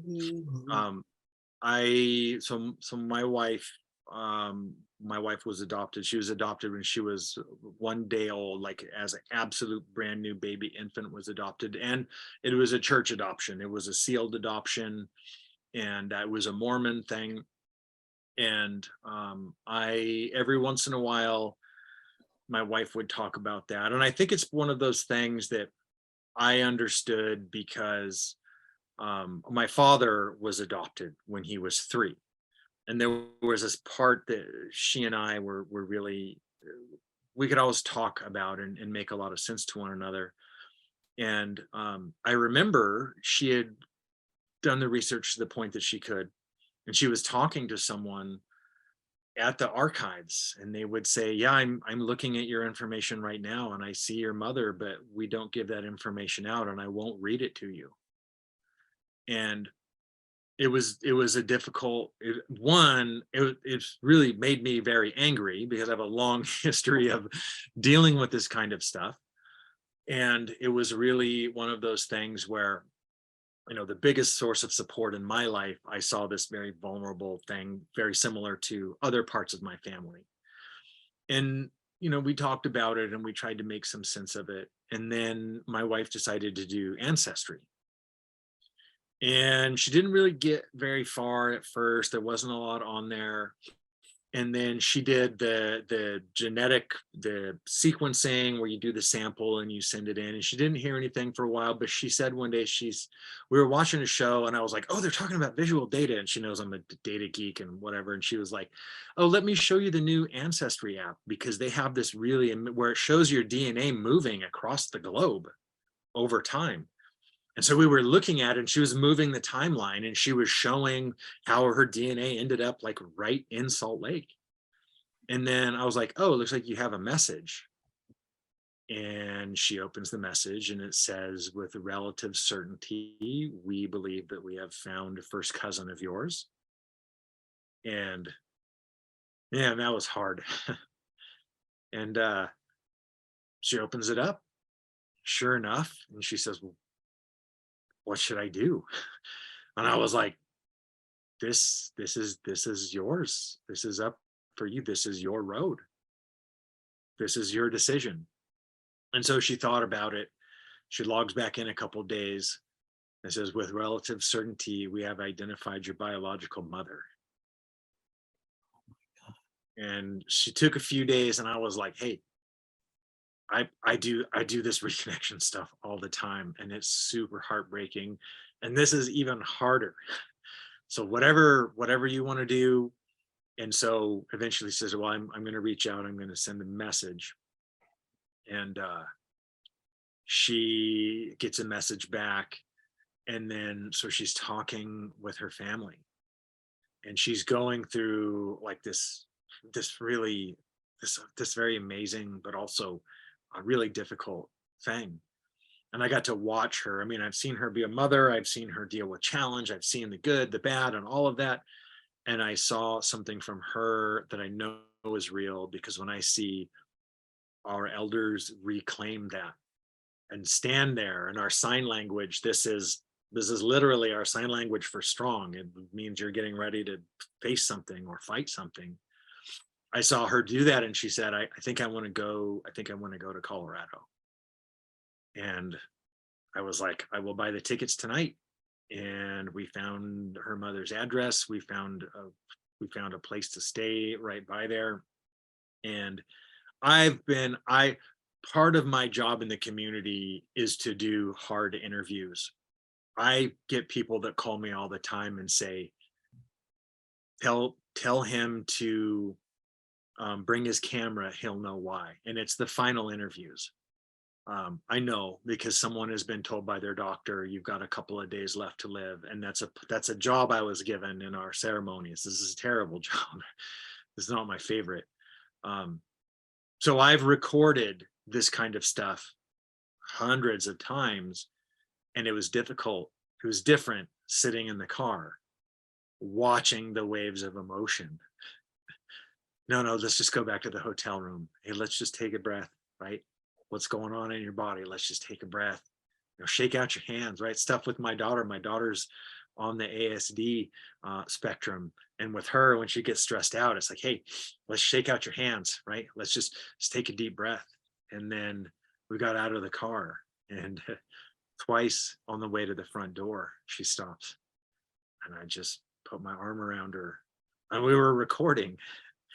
And as we step to the porch, the door opens, and her mother and two of her biological sisters the most human network connection ever, stepped out, and they all just were crying together.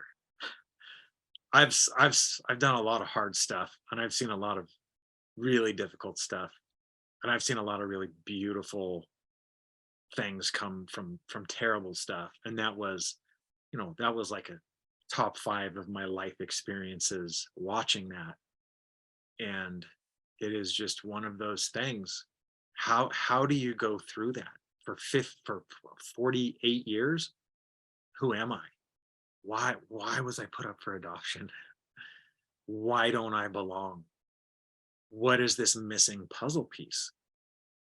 And then crazy old ancestry.com, you know, million commercials bombarded through. It's always there. It's like I see it on TV, it's on my Facebook feed.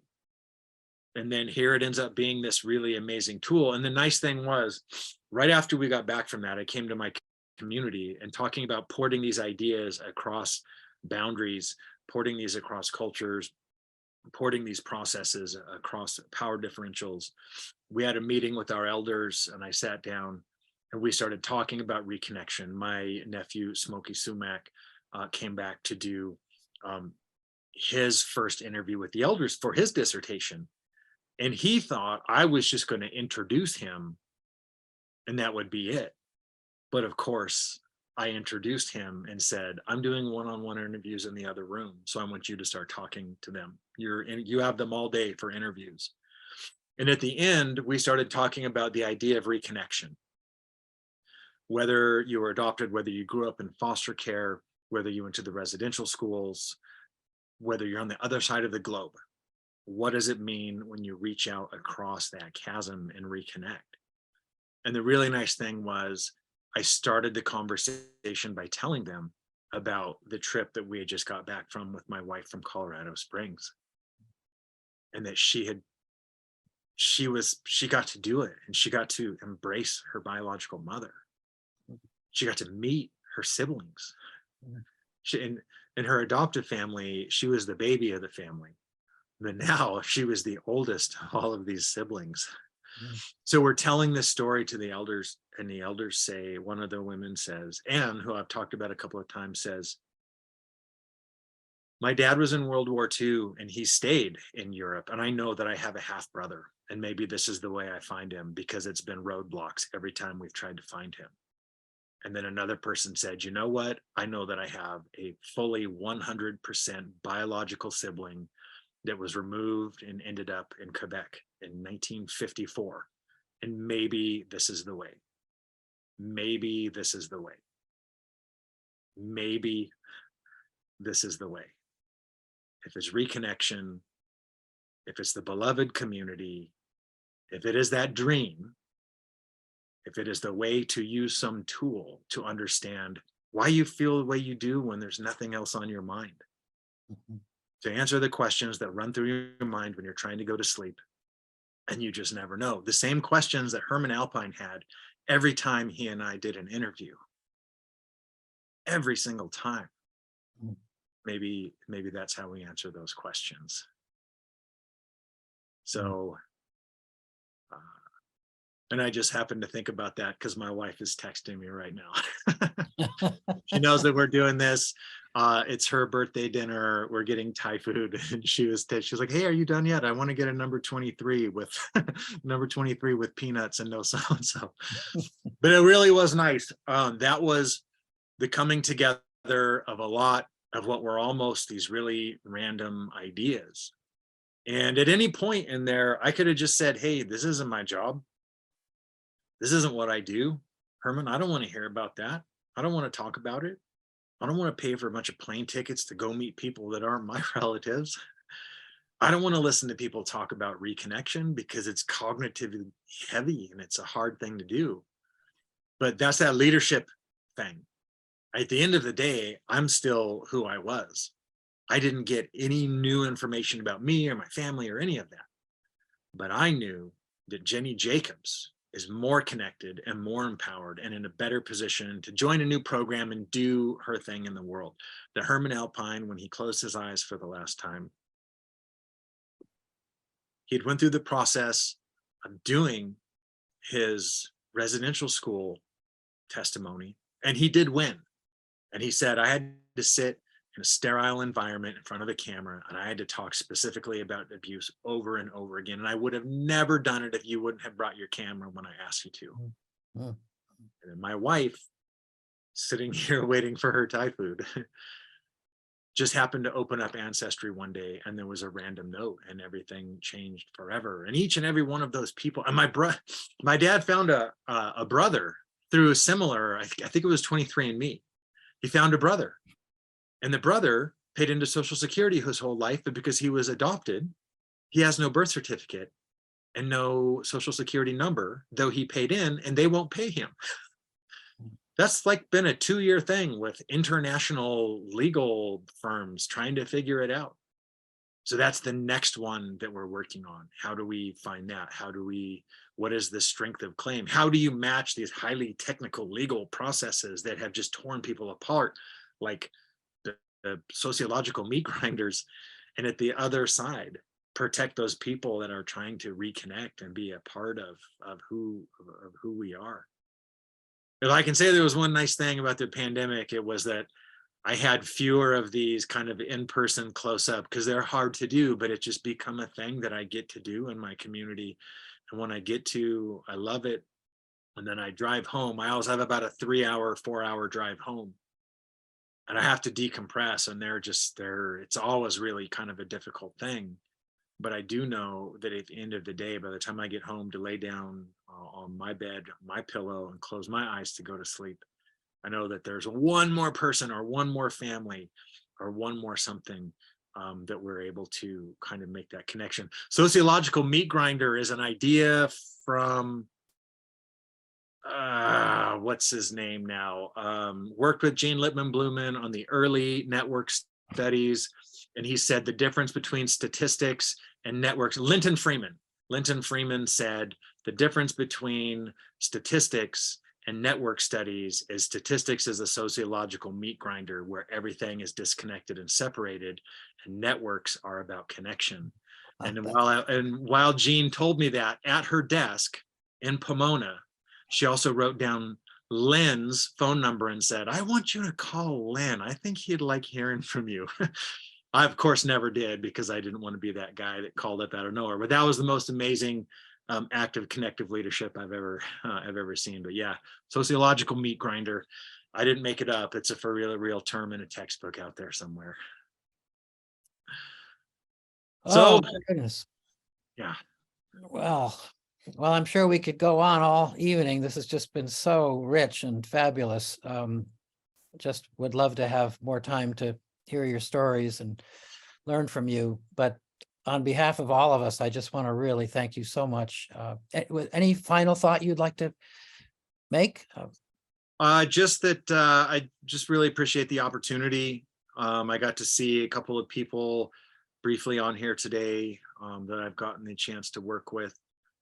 It's nice that, some of the people that would have been on here before I get to work with in the Farelia world out there now. And then some of you and some of you moving forward. Yeah, that just is a really great opportunity for me. And still to this day, I got a little bit of a mystique out of the DPLS program, because I still hang out a lot with the Gonzaga folks here, and they all know Christopher's the guy that graduated, and then he got a half-time teaching position in a doctoral program right out of the gate.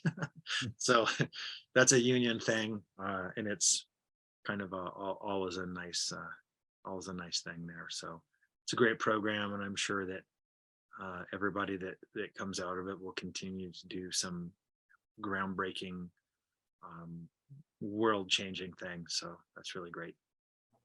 Dr. Boxall, would you like to close us out? Or Dr. Raymond, Dean Raymond? Thank you, Dr. Horsethief. One of the questions that came up in a small breakout group I was in the other night with students was, how do we bring union and this mission of social justice beyond the walls of the academy and into our communities? And I think you really modeled that for us today in the ways that you do that, both in terms of, you know, this kind of state-sponsored big, you know, health disparity, government-funded research, and also these very personal ways of, you know, helping people take those skills, use them for themselves to remember themselves and to reconnect to that sense of belonging. So thank you so much for sharing, you know, these stories with us, these examples with us. And I know that I got several texts from students after the presentation before, just telling me how inspiring the presentation was, how much they just really loved hearing from you. And so, you know, as always, it's just a pleasure to have you with us, and we appreciate you so very much.